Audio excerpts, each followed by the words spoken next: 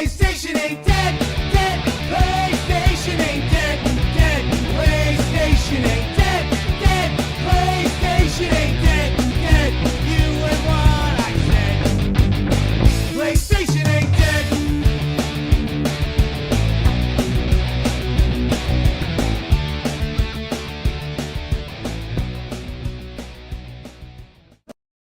Hey, welcome to the show. How you doing, Sean? I was trying to do a time burp for the intro, but it didn't work out for me. Welcome to the PlayStation Ain't Dead podcast, coming to you in glorious 720p because we are too cheap to spring for 1080 or 4K. And the PlayStation Ain't Dead OnlyFans isn't doing too good. Try my best, man. I mean, I lay on the stomach on the couch. I get the pictures. Dude, quit telling people that. All right. Feet in the air. James is running a little bit late this evening, but he said I'll be on in 10 minutes, so it's gonna be more like another 15. So he'll be joining us shortly. Our guest this evening is ResidentDarrell, YouTuber at the ResidentDarrell YouTube channel, host of the Loot Bros podcast, member of the band Ninja Loot, and many other projects. Ladies and gentlemen, my friend Darrell. Hey, Darrell. Hey, what's up? The whole friend thing that was going on. Good. That's cute. I like that. I you put this wrestling thing in my head earlier this week, and I had a wrestling intro, but I threw it out. I don't know. I gotta work. What do they call those when the wrestling guy comes up? Promos. Call them promos. Sean, are you a wrestling fan? 80s wrestling. I kind of got out of it. That's good. Yeah. Okay. Kind of got out of it about 98. So, I mean, I still sit there and watch all of the old WrestleManias, from back in my childhood. There you go. No, my wrestling. I think. Hulk Hogan, when Andre the Giant, and I'm aging myself here, but when those, and Ricky the Dragon Steamboat, when those guys were still wrestling, that's when I was into it. I think I bailed them around WrestleMania 4. I think so. It's been a minute. Yeah, I'm a big fan, and yeah. So I on the most recent episode of Loot Bros podcast, I cut a promo on a couple podcast jabronis. They said some stuff it's so funny because one of the things that you used to do, Will, is you would listen to a podcast and you'd message me, you're like, I'm freaking yelling at my radio right now. I'm smacking at the antenna. I'm trying to get it to pick up. Yeah, like old man, get off my lawn. He's like, this person said something that's making me rage, and I love it. And so, because I do the same thing. I'll be listening to a podcast and I'm like, someone will say something. I'm like, I'm freaking yelling at my iPod over here. I'm like, Zoom. And you just can't get in there. So how you been, Darrell? What's new? I'm good. So as you probably know, I don't know how many of your listeners know or Sean, but you and I were doing the Loot Bros podcast together for a little while. Yeah. After my last podcast, I threw in with the Loot Bros. I think it was 5 episodes, 6 episodes. I don't remember. It felt like longer, but maybe, yeah. It felt like an eternity. I just didn't think you'd ever leave.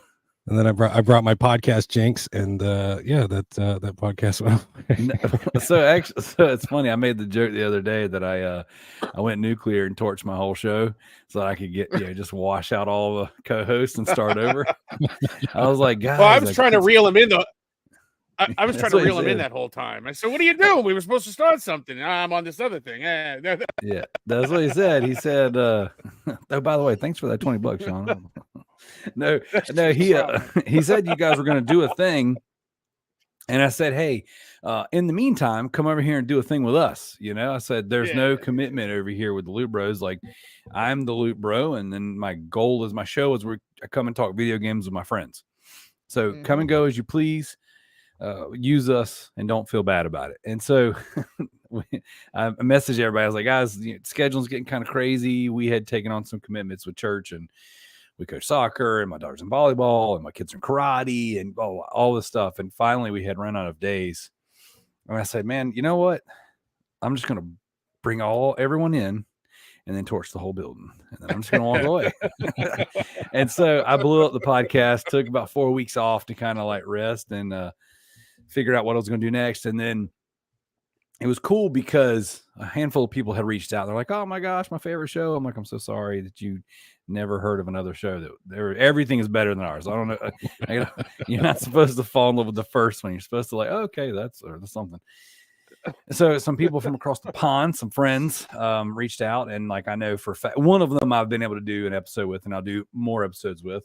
And then it's actually funny. I've actually had more consistency with some of the co-hosts since I'm not doing the show at night because I record in the mornings. I work from home, work in the mortgage industry, and the first part of the day is kind of slow. You know what I'm saying? It's emails, meetings, bull crap. And a lot of my realtors are like, don't call me before 10 o'clock. Like they don't even turn their phones on. So I'm like, you know what? I can get up. I can take the kids to school. I can work out. I can do a little podcast before my day even starts. And that's what I did. I just kind of rebooted everything. And then now I just kind of cycle people in every now and again on a lunch break or something. I'll get someone in. I got a good buddy of mine, Dan Evans, comic book writer. He's been joining me a little bit here and there. It's been a fun time. So outside of doing the YouTube, ResidentDarrell on YouTube, where we just go hunt video games and, just try to have some fun, do a little bit of podcasting. And I need to talk to you about your last damn video. You need to tell me what's going on because I've been watching some of your pickup yard sale videos and all that stuff. I watched your last video. Okay, so his last video, he goes to he's at a yard sale. Yeah, it's literally a yard sale. A guy selling shit in his yard, and I could feel it. I could sense it. You wanted to call that guy a freaking idiot. You wanted to come over that pile of games and just punch him in the throat. It was a dirty, filthy yard sale filled with dirty, filthy games, and the guy's out here pricing his stuff like he's got a brick and mortar store on Main Street. And you look around, there's no employees, there's no walls, there's no overhead, there's literally no overhead. It's just the sky. And, 30 boxes. Dude, I know what I paid for him. Well, guess what, buddy? You lost money on it. Yeah. So I don't want to give any secrets of your video up, but I was screaming and yelling at the screen, going like. So I try really hard when I'm editing my videos to not make the people I negotiate with look like total a-holes when they totally can, and also I try not to make it look like I'm completely just trying to rip everybody off, because our goal, let me back up. We do YouTube because the kids wanted to do YouTube.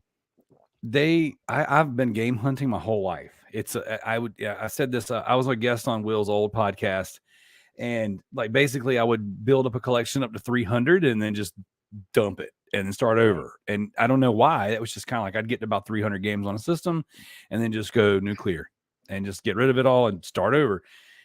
And so I've always done this. And between my kids saying, Daddy, we want to do YouTube. I'm like, well, you want to do YouTube, but you want someone to edit your crap for you while you play with Jello. I'm not doing that. You know what I'm saying? You guys want to make slime and play Minecraft. I'm not doing that. I'll play Minecraft with you and I'll make slime with you, but I'm not sitting there and editing videos trying to act like I'm enjoying myself, because I'm like, I'll do anything as your dad to enjoy my time with you. But I'm not doing YouTube for that. So, and just kind of like kept in the back of my head, like, what can I do? Because my kids want to YouTube, and I want to make sure that I'm doing that with them, because that's something they're excited about.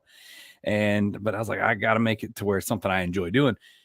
So a store owner, a guy, a lot of my videos, I go to this place called Overstock Collectibles, Overstock Marketplace. And that guy, a friend of mine, he owns it. He was like, I was telling him some stories about some pickups I had. And, I was dropping off boxes of stuff at his place. And he's like, why don't you ever film this?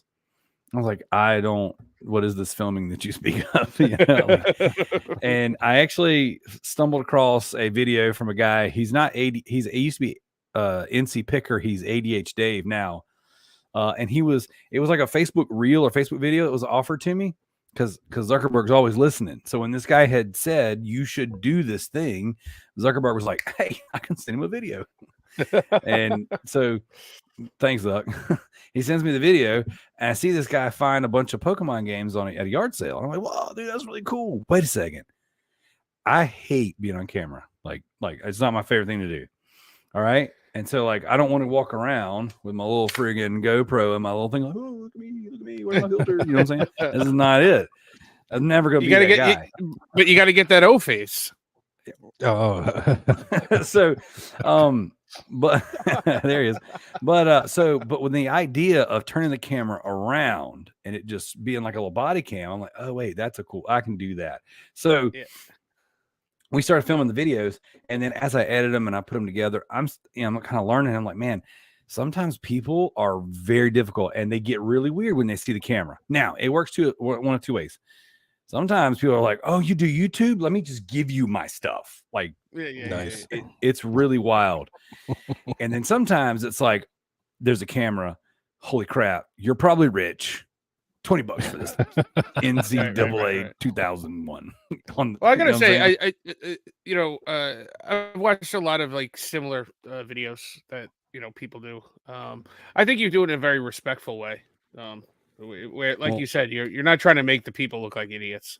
Because there are some videos that you watch where, I mean, the guy buying the stuff is completely trying to rip off the guy at the house. This and that, they know that it's $200 game and they're trying to nickel and dime down to $5 dollars, Phoenix resale, let's say. Stuff like that. Do you guys read the Spotify comments for your show? Every now and then. We don't have too many. I have it every now and then. Yeah. So I go on there after every episode. And I leave a stupid comment after every. So anytime Video Games Plus or VGP is mentioned, I'm like, oh, what's it like being sponsored by VGP? Oh my God. No. Oh, what's it like being Phoenix Resale's favorite? Stop. Don't get me started. Now I'm trying to cleanse my aura, my soul of my VGP. Well, I reached out to the old Renix P sale and said, hey, this guy Will, that's the number one. That's your guy. That's the guy. But Sean, he'll probably buy your whole collection. He would, and then he would make a video about it and make a lot of money off of it.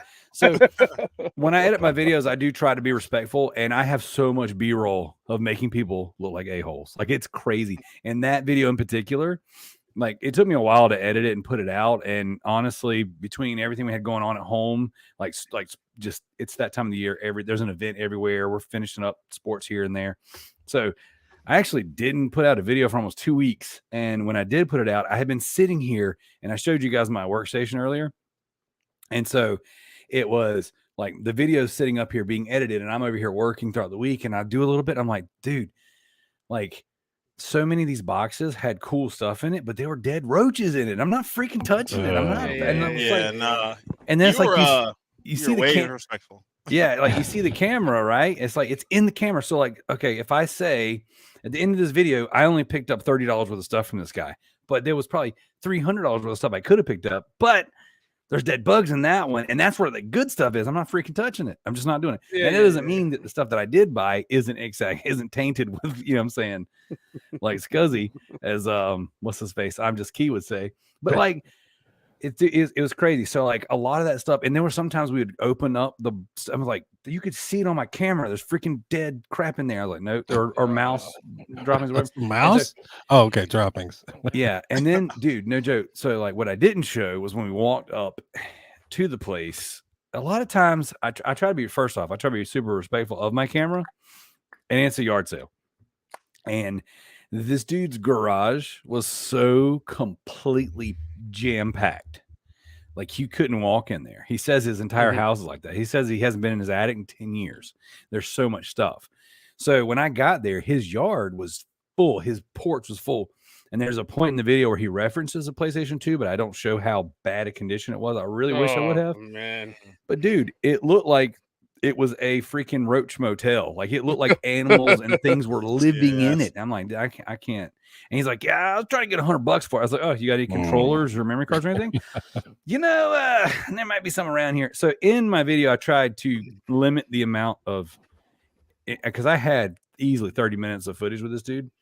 And he did ask me about the channel. And he said he was going to check it out and all that stuff. So also, I try to be mindful that somebody might watch the interaction I have with them.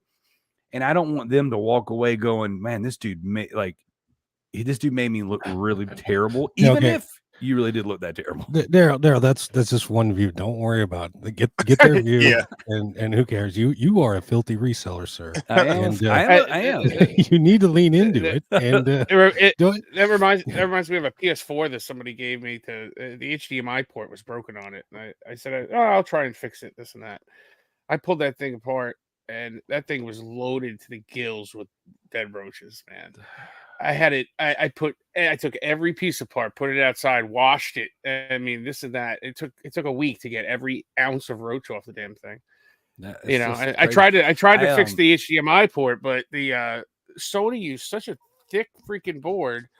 I couldn't unsolder the damn things with the kits that I had. Well, don't worry. The PS5 and the new Xbox stuff, they're not soldered on worth of trash. Like it's literally like it's a nut hair's worth of solder. And if you, is it really? Dude. So my son's PS4, the HDMI cord broke, or the HDMI port broke. Yeah. And I took it to Mr. PC or something local to us. And the dude brings out like a big plastic jar, like a big plastic jug filled with HDMI pieces. And he goes, this is less than 1 year's worth of HDMIs that I fixed off of consoles. He said, there's over 700 in here. I mean, I looked on Amazon. I could get the new HDMI port. I bought it. It was like, $3. I was like, this would be an easy fix. I just have a regular little soldering gun, this and that. And, you heat it up and it's still cold on the bottom of the board because they use such a thick board. So I brought it to a buddy's house of mine. He brought it up to like 1100 degrees and still couldn't, because he has a better system. He still couldn't get the damn thing off. Dang. You need to have one of those professional freaking guns, or like Voltar or something like that. I don't know if you ever watched it, but how did the HDMI port break? Is just moving it and hooking it up, unhooking it up, moving it, hooking. So I think on my son's PS5, his fan wasn't working correctly, and it kept overheating. And even though they say it's not possible, I think it got so hot that the HDMI kind of like wiggled its way loose because his system didn't move. It stayed stationary.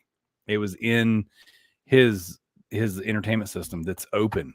So I don't know, man. There's when Sony came out with the PS5, I am one of the most diehard Sony ponies you'll ever meet. So Mr. Jimmy Ryan, you have to forgive me when I say this. I'm a Sony stallion, ladies. No.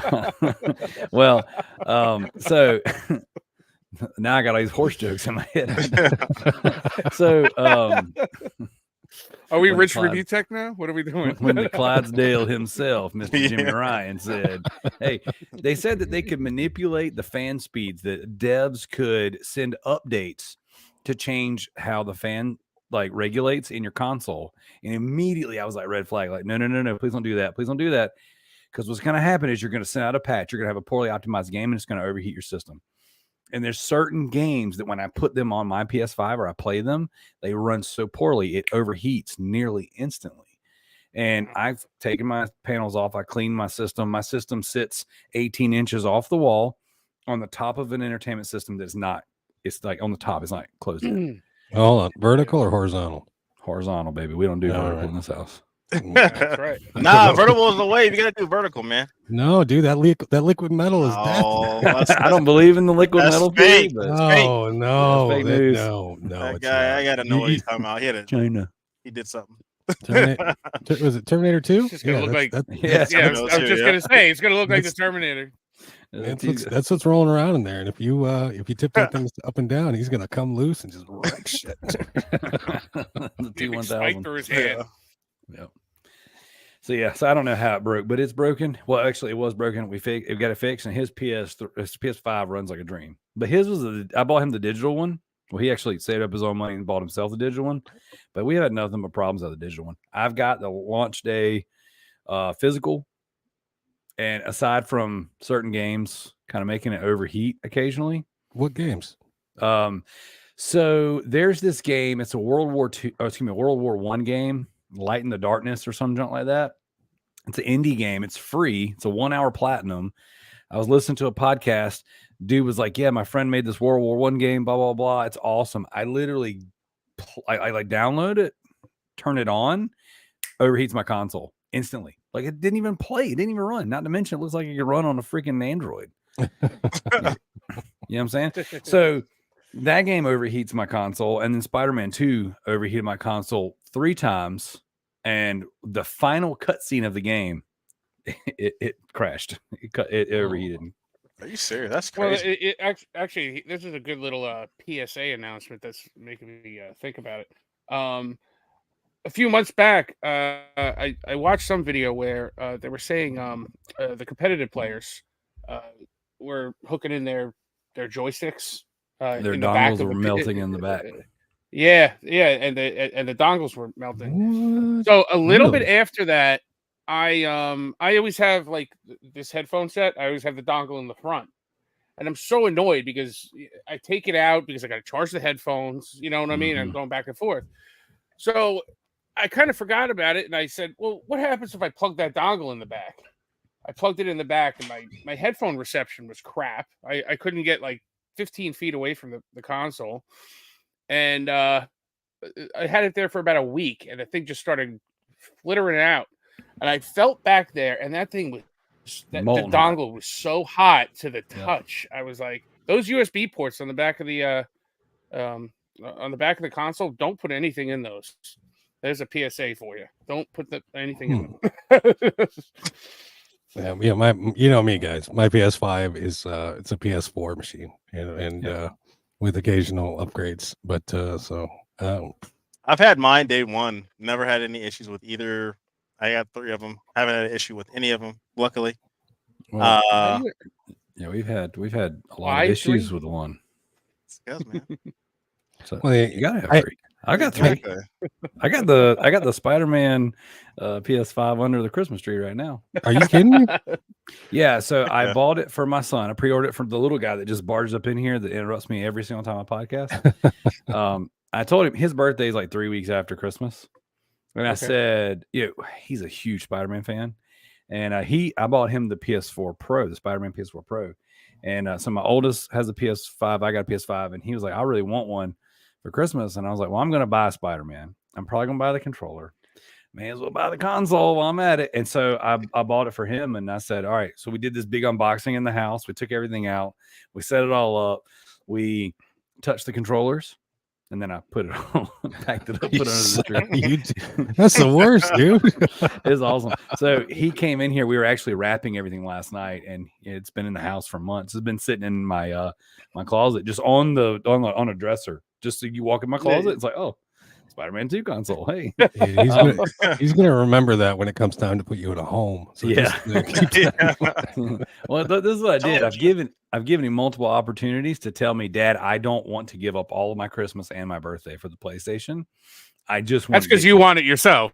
Exactly. That's what I said. And so what I'll do is, if he was to say, Dad, I think I just want regular gifts. I don't need that, because I told him if you want this PS5, that's your birthday and Christmas. And so he agreed to it. He's 8, and he's a smart kid, and he's stuck to his guns. And he said, "Ooh, I can't wait! I'm gonna open that on Christmas Eve." Ooh, because we always give him one gift. He's usually pajamas. That's all he got. Oh, he's so ready. So, but like, there's so much crap under that tree for him. He has no idea. But so yeah, I was waiting on him to say, "Hey, I'll just wait. I'll get something different." And then I was like, "Fine, I'll take that PS5 and give you mine." Yeah. So you can't return it anymore. It's been months. That's right. This is what you need to give him right here. So he's a big Spider-Man fan. I'm going to show you this. This is what you got to get him for Christmas here. What is it? I'll show you. What is it? Is it the thing that I want that you have? Is it 18 inches of Venom? 18 inches. No, 19 inches of Venom. 18. 19, I think. Dude, that's what is that? It's the PS4, right? Bundle with the comics. Yeah, look out. 25 grand. That's crazy. Yeah. We have the console. We just don't have the comics in that box. Yeah, it's crazy. I saw it today. I'm like, that's nuts.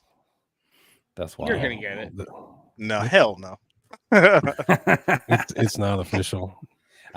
We kept the original box for the PS4 Pro as well. So when that day comes and I gotta before I resort to OnlyFans because the mortgage business is so bad. Put that Yeah, wait for them rates to drop a little bit. Man, you do something. Yeah. I keep telling everybody it's not even the rate itself, it's the cost associated with the rate these days. Yeah. It's like there's a certain point where they're just not going to move the number. It's just going to cost you $1 million to have that number. So, all right, guys. We got a couple orders of business here to talk about. I feel like we have a lot. We have a lot tonight. We have a lot on the docket. I was overwhelmed. Here, let's. There's the first one. So my girlfriend, she said not to give up her gamer tag. Well, it's not a gamer tag on PlayStation. What is it? Just PSN name? Yeah. Gamer tag. It's the same thing. The same thing. No, same difference. No. Stop. That's an Xbox thing, and there we go. So, but anyway, she got alpha access to the Suicide Squad. What is it? Kill the Justice League. Yep. Game. So we got to play that, and she had 3 codes. I got one because I put my penis in her. I gave one to James, and I gave one to Sean.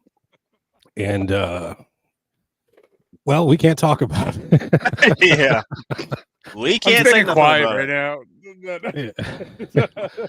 we can't talk about it because there's when you're clicking things, there's an NDA, and they could ban our consoles. I don't know. What could they do really? Just keep us from playing any other WB they games. They could go as far as suing you, depending on what the NDA says, and then most likely they just put you on a blacklist. So I've done reviews for websites before, and essentially when you sign the NDA, they just can take advantage of you. Yeah. I'll just buy. I didn't click it. That was my kid. I don't know. I don't know if you guys seen it, but like when you were playing it, didn't you see your name across the screen, like everywhere on the screen? Yep. Yeah, there's like what do they call it? A watermark. Yeah, a watermark, watermark everywhere on the screen. Yeah. That's how you can't. If you try and if you post a picture of it, they know who to ban. Stream it. Yep. Mm-hmm. Yep. Mm-hmm. So unfortunately, I can't tell you if it's any good. I can't tell you if it sucks. I can't talk about the mechanics. I'm just a fan. I'm like my girlfriend. I'm a big fan of Harley Quinn. I enjoy the Suicide Squad. I know it's probably an unpopular opinion, but it'll be out now, February. I even like Jared Leto with Joker. Yes, I'm kidding. I'm not going that far. What? What? He was good. I didn't mind him. People hate him. When the air cut comes out, when they finally release the version of the movie they shot, when all his scenes make sense and everything, bruh, it's gonna be good. Dude, do you think there's gonna be an air cut? I think what's gonna happen is it'll work out the same way it worked out for the Snyder cut. They're gonna get purchased. Paramount's going to buy them. I read a thing from the Hollywood Reporter today that looks like Netflix is wide open to license out the rest of the Snyderverse, and they just got all those mainline DCEU films. Yep. So I think that what it is, there's WB and company have so much debt they're going to have to eventually, and everything they've put out since they canned the Snyderverse has been, not only has it been garbage, or at least some form of garbage, it's gotten worse.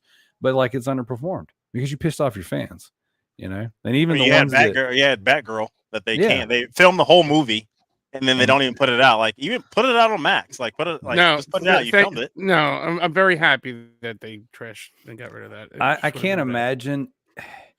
Here's the thing, they.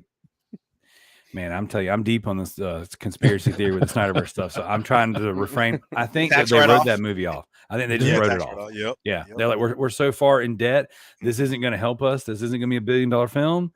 This isn't going to do anything but piss the fan base off because we chose a direction with Michael Keaton and got rid of Ben Affleck, even though we wanted Keaton until we had Affleck, and then when we took Affleck away, nobody wants Keaton anymore. They're pissed off about Affleck, and then it's like, but like we're drowning in debt. Let's start writing it off. Same way Disney did Willow. Like just blinked it out of existence. DC is doing the same thing with the movies that they did back in the 80s with their comics, when they split it all up into so many different infinite universes that you can't make heads or tail about it. They're just, they tried to bring it back all together because they knew that it was like so far apart with the comic books itself.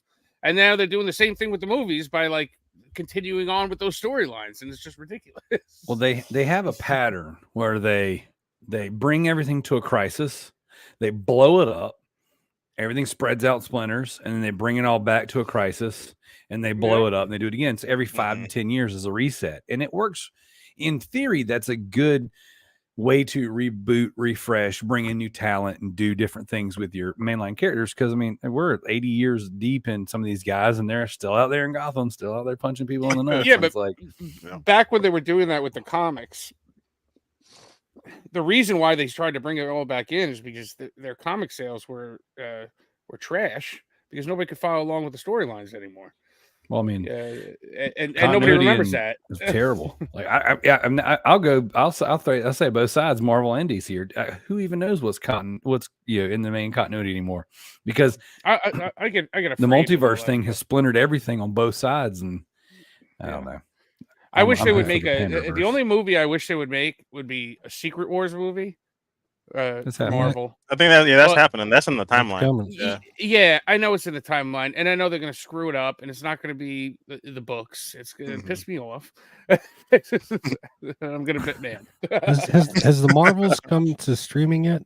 The Marvels film, the one. Nah, the one I'm sure it'll be here. Yeah, it'll be here soon. Yeah, because they're trying to get some theater money because their stuff's dying on their streaming services. So they're trying to give them some room. But I think that one, their opening box office, they had dropped down to 60 million and then they only hit half of that or something. I think they're trying to wait till after like Thanksgiving too, because usually they wanted to see how Thanksgiving traffic does to the movie too. So if it didn't do anything during Thanksgiving, then I'm sure it's probably coming to streaming soon. I heard the Marvels say it tanked. I heard. I think they're finally getting the picture. So to recap, I played the Suicide Squad, Kill the Justice League, and I can't talk about it. Bragger. All right, see what yes, else there was a comment in here, Will, that said that he was very thankful for your humble brag. Humble brag. Yeah, Sabertron said that, I think. Yeah, I like your humble brag. Wow. I am bragging a little bit. I was stoked. I've never. Mr. James gets all the early stuff because he's got the hookups. I don't know. He's keeping secrets. He doesn't tell us how he gets to play all these games. He is a secret keeper. And the longer I listen to the show, the more I find out. Like, I thought y'all was friends. Hey man, like I can't give out all the sauces, just like you. I give out all my sauce. Everything I give out, and then I sit back and watch people do better with it than I did. I'm like, hey, I know that's true. I'm just a freaking loser over here. That's why I started a secret chat with James. We have a podcast chat, and then Sean and James have their own secret chat with it. They talk secret PS5 things. Speaking of secrets, speaking of secrets, I was holding this back because I hadn't bought it yet. But former heavyweight, for me, any game over $100 I consider a heavyweight game. So the Nightfall. Formerly saw a couple recently sold for 120 plus, and now it is available on Amazon for $39.97. And this is the Peggy version. You're not going to get the nasty German one, not the nasty USK one. I knew this. I had this information last week. I didn't tell it. I kept a secret because I hadn't purchased it yet. But now it's on my shelf, and that's all you got. So Dirty guys, secrets. Yes. So there's the deal of the week for you. So if you it's maybe when they sell out, maybe its price will go back up. But I definitely paid $90 for mine. So. Oh my god, what a shame! You should have waited. Also, another deal. What's his name? SLRBK. He turned me on to this. To Surigaya, Japanese website. They're offering free shipping until December 4th. 12 minus 18 is what? 6. Till 6 p.m. Monday, which would be tomorrow at some point. So free shipping from them. You can order one game, you can order 100, but you can get your Japanese games. They also have some NTSC games on there. But I got some stuff coming from Surigaya. I'm really excited about because Japanese PS1 is somehow my new favorite obsession. But Surigaya, check them out. Free shipping.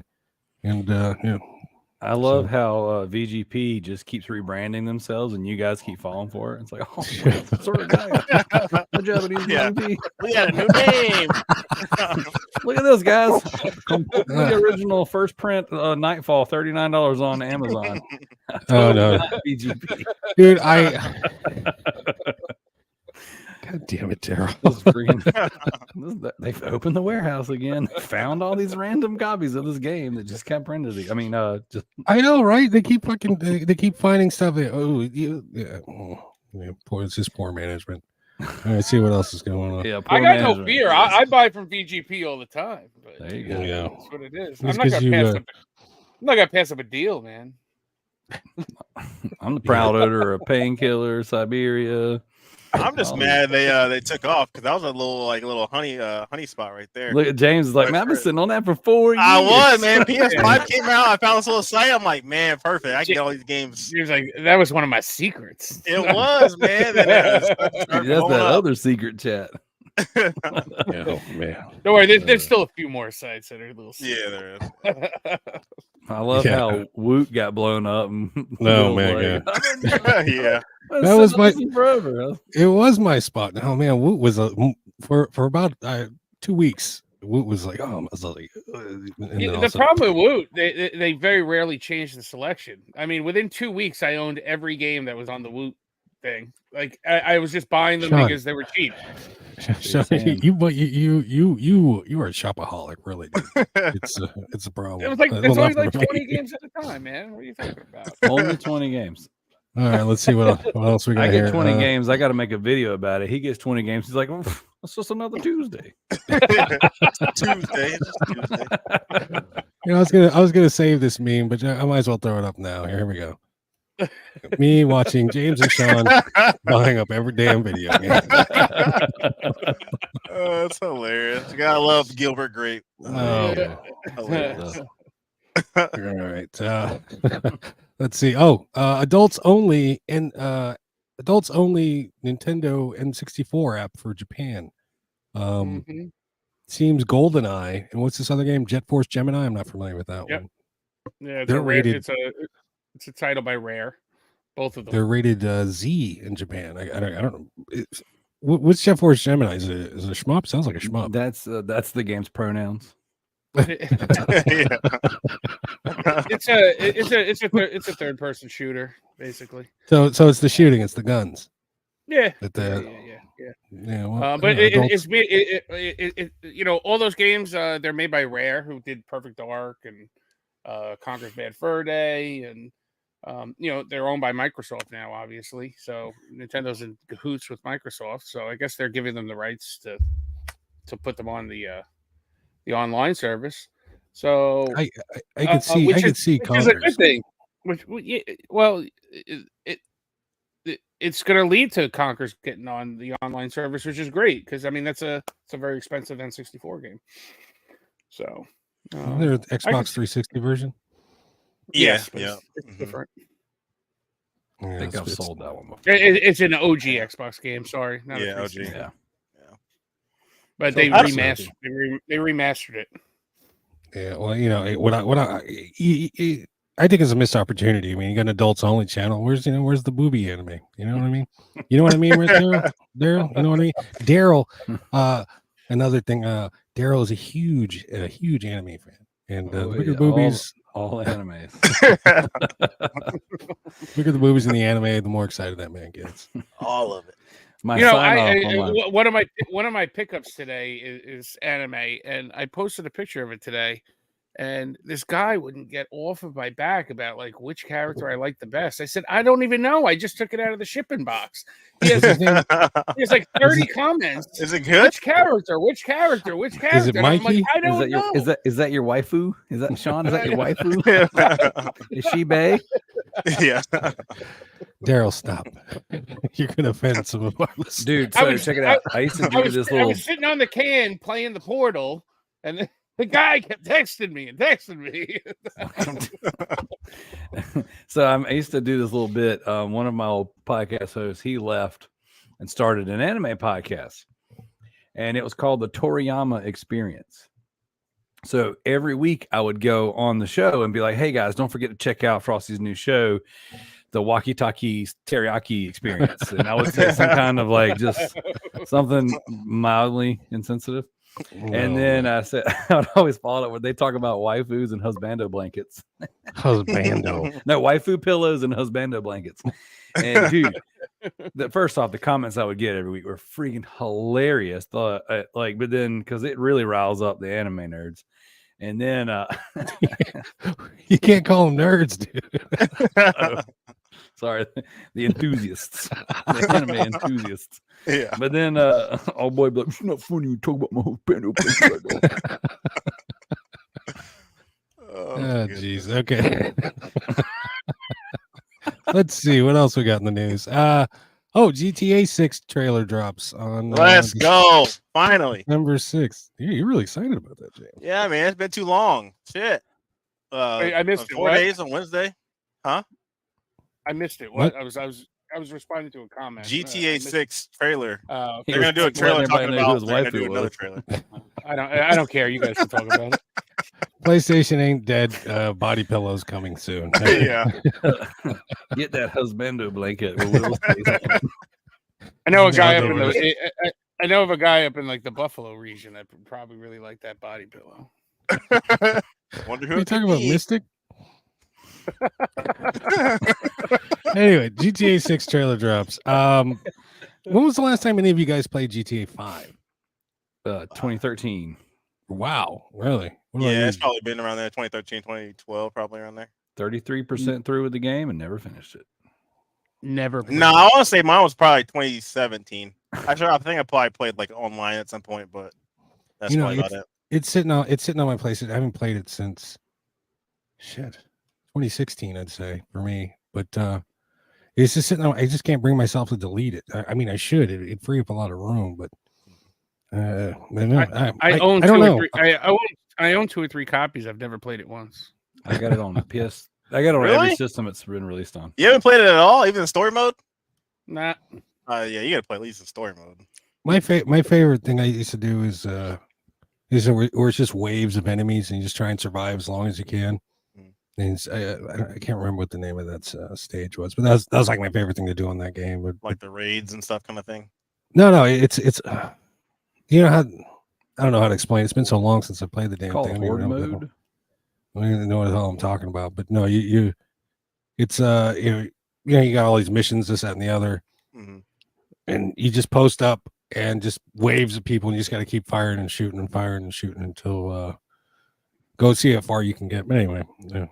So there's that GTA 6. I think my last GTA memory is playing like Vice City. That's about it. PS2. That was apparently they said the leak. Remember the leak that came out? I think it was earlier this year, maybe.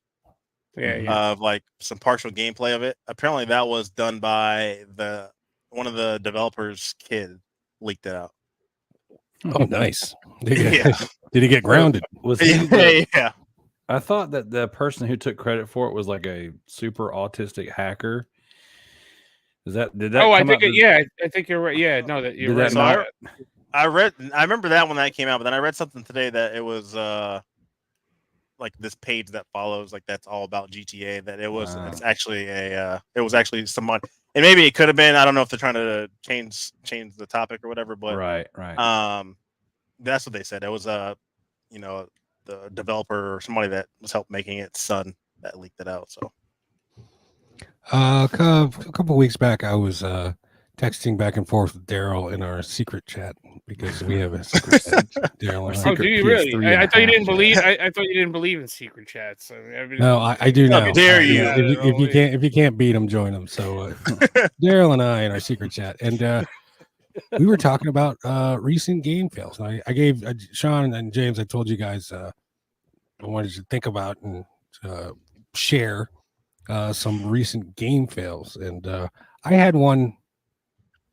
A hunting fail. Well, this was a hunting fail a couple weeks back. I was actually playing PUBG with you on Sunday, Sean, in the middle of it. And I don't know if you recall, probably not, but I was like, God damn it. And I was all pitting like, what's wrong? And I was like, I didn't even want to talk about it. So I'm going to share it with you now. Yeah. So this was a Facebook Marketplace. This is the pile. All right. It was these. It was some PS accessories, some controllers, some Move controllers, no console, and these games. Now, if you look on top, I don't know, I can't zoom in, but if you look on top, I think it's Armored Core Project Fantasia. Project Phantasma. Yeah. I hit her up. Hey, would you take $20 for just the PlayStation 1 game? Sure. What game? Armored Core. When are you available to meet? After that, she was going back and forth. I took a nap. I fell asleep. I missed like 3 messages from her, and then when I finally went to go look again, the damn thing was closed. But just for reference, here it is. Armored Core Project Phantasma, $155. Goodness. And Yeah, damn PUBG, I tell you. Old man naps. That was the problem. Yeah, it was. I would have gone for that sport. Take a nap. Took my vitamins. I would have gone for that sports champions. Yeah. That was my most recent. I mean, I've done many others. Like one time, I was trying to get, what was it? A darts game, world class darts. Yeah. It's a very rare PS2 game. And I was like, I want that game. And I was bragging to my friends, I'm going to go pick this up. And then I sent her a picture of the. I sent her a picture of the price charting, or she's like, "Whoa!" And now I picked that one up. But no, yeah, she sold it to me in the end. But yeah, that's my most recent fail. Picture of your penis. Oh shit, she would have delivered it for free. So I moderate some groups on Facebook, and I do it to kind of like cash in on like real estate deals and stuff. And so I was moderating a group, and this is actually the same group I got Haunting Ground for $10 out of. And the post came in, it was like this dude trying to sell his boat. It's like, do you approve this post or whatever? And it's like, here's all the pictures. So it's like boat, wiener. I was like, you probably sell your boat if it wasn't for that. I remember your Haunting Ground story. I don't remember the wiener part. I was like, I'm sorry, son. I'm gonna have to deny that. Darrell, I brought along some visual aids from the chat. So if you want to walk us through this one. All right, so I'm sitting back. I think I was actually if I wasn't chilling in my recliner watching TV with the wife, I was in bed. I can't remember, but it was late one evening, and I see this pop up on Facebook Marketplace, and it was like a PS2 Slim, Def Jam Vendetta, Rule of Rose, Summoner or Summoned or something like that, I believe. Yeah, and the rest doesn't even matter. I think there's a Digimon game in there, some junk. But I actually saw Def Jam first. Don't talk bad about 18-wheeler. Yeah. And so I saw Def Jam. I'm like, ooh, hey. And then immediately, once I focused in on Def Jam, I was like, Rule of Rose, holy crap. So I sent this dude a message, and I was like, hey, what are you asking for everything? And he said, make me an offer. I kind of just need money. And I was like, would you take like $250? And he was like, no. He's like, I really need $400. Maybe he said I need $400. And I was like, well, I can't do $400 right now. I was like, but would you do $250? Just throwing a wild number out there, because I didn't believe for a second he was even gonna. I mean, even $400 was doable. Mm-hmm. It was about an hour and a half drive one way, so you're talking 3 hours round trip. But it's like 10 or 11 o'clock at night, if I remember correctly. Oh well, actually no. It says 8:13 right there. So it's 8:13 at night that we're talking. We end up conversating until the 10 or 11. Either way, I'm like, it's late. I'm hanging with the wife. And so, he's like, basically like, yeah, I'll do the $250. I was like, no way. Like, I can't even believe he said yes to this. And I was like, well, do you have any other games? I was like, I can come over there as soon as I get out of church in the morning. Mm-hmm. And then he sends me this picture right here. And he just says Haunting Grounds. Like the Dot Hack games are there. The Xenosaga games are there. And I just was like, would you throw Haunting Grounds in and make it 300? I can come after church.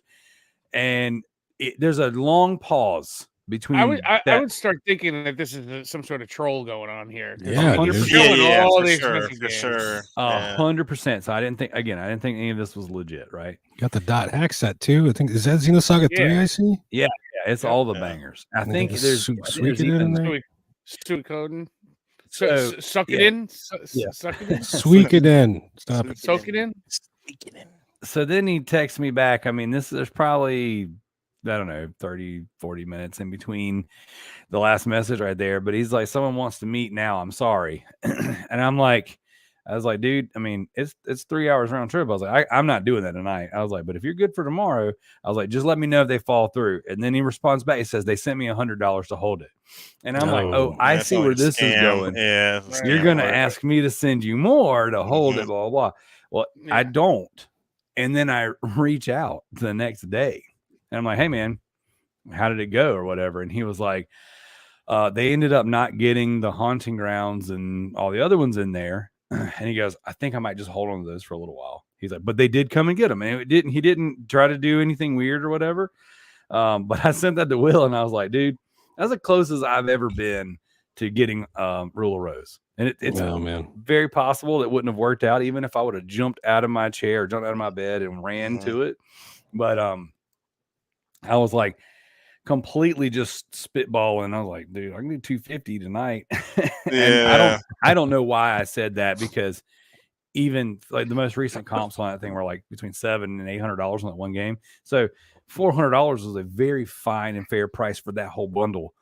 But I just threw something out there and it was like, yeah. Darrell, I got to admit something. I took your sloppy seconds and I got picked it up. Hey man, the cool thing is one day I'm gonna come across that game and I'm gonna get it for a fair price. But by fair price, I mean less than $20. Yeah, less than 20. You filthy reseller. So when I got Haunting Ground, I couldn't believe it. Like I got it for $10 and freaking was like, I had to go to the sketchiest place in South Carolina to get it. I was like, there's no way this is really here. I'm going to get shot and someone's going to touch me. I was like, and sure someone's enough, going to have it in a box with just a lot of games. I mean, and that's what happened. This dude, this old guy who played music for a living, he was in his late 60s. He came to the door in his tidy whities and his socks, friggin' handed me 3 PS2 games for $30, said he wouldn't ship them because he didn't want to have to pay taxes on it. And Haunting Ground was in the stack. It was Resident Evil, Code Veronica X, Haunting Ground, and Need for Speed. And I was like, I can't believe that's wild. So it's crazy. It's happening. So I'll get Rule of Rose the same way one day. Hype up the Need for Speed. Be like, yeah, no, I really need that Need for Speed, man. It's I like really my need favorite game, dude. You just don't understand. I spent so much time just putting spray paint on my bumper, bro.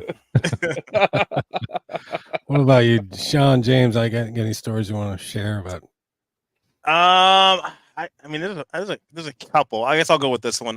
So this is when I moved back here, into Kansas here, and this was like when I feel like more people were on Craigslist.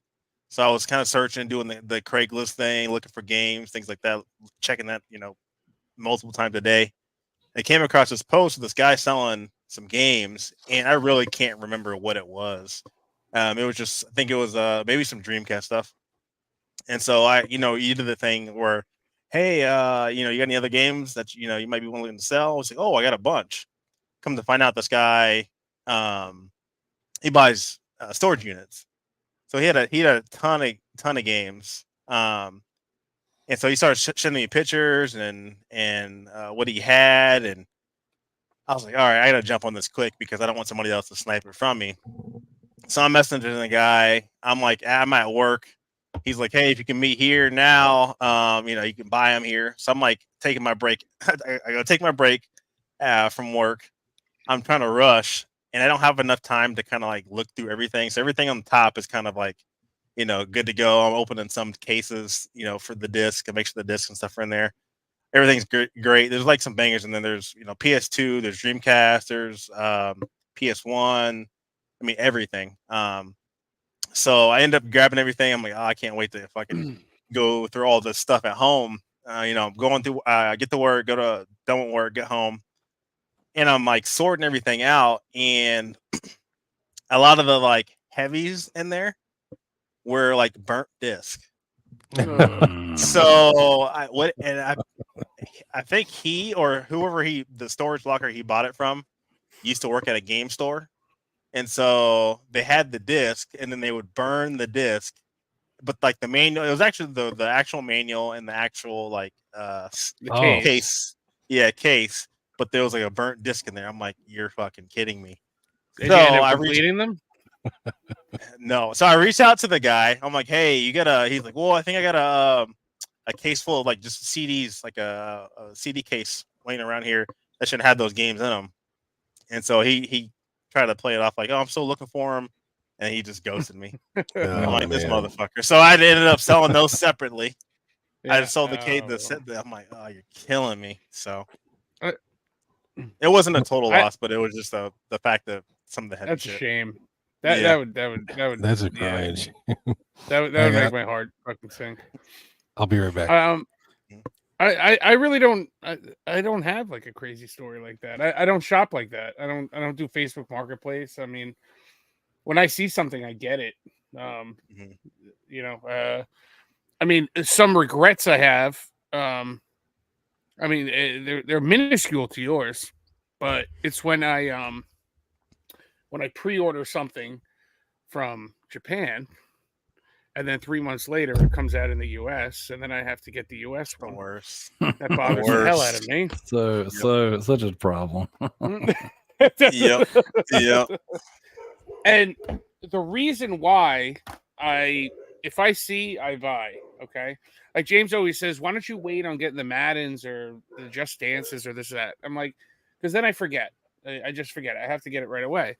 And the reason that I do that way is the one and only game that I saw and that I waited on ended up being like $1,000 more when I actually ended up buying it, because it didn't it didn't come up on eBay for another 8 months, you know, and that was my Barbie. The good old Barbie. Yep. Yeah.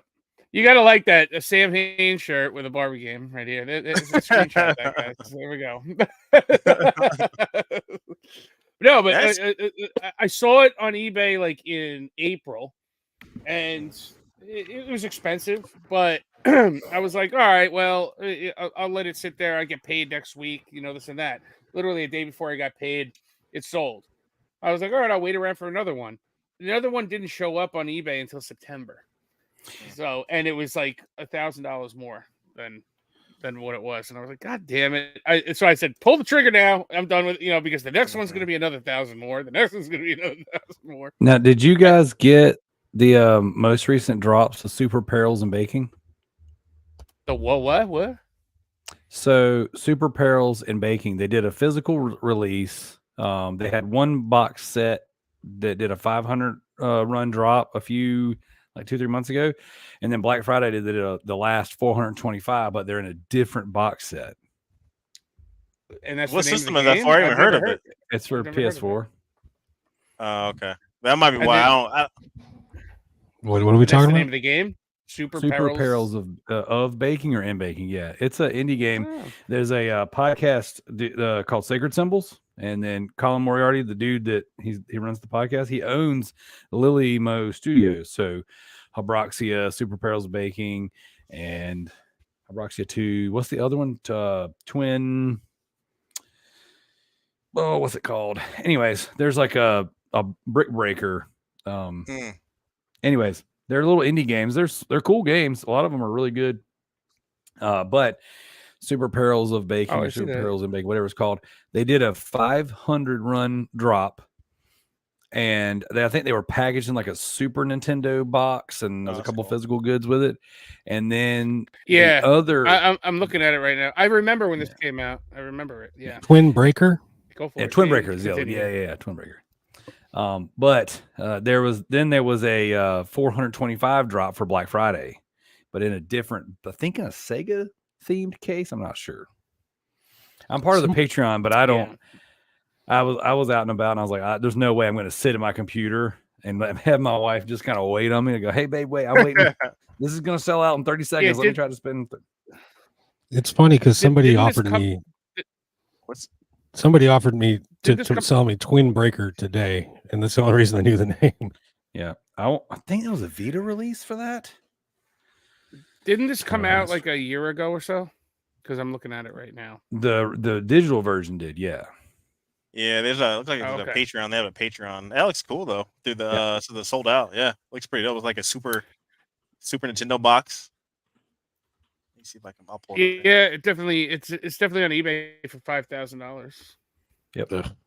Yep. So there's a Vita release of Twin Breaker on eBay now. I don't have this one. Oh shit. Are we waiting for someone to pull something up? Yeah, I was gonna show something. These prices are ridiculous.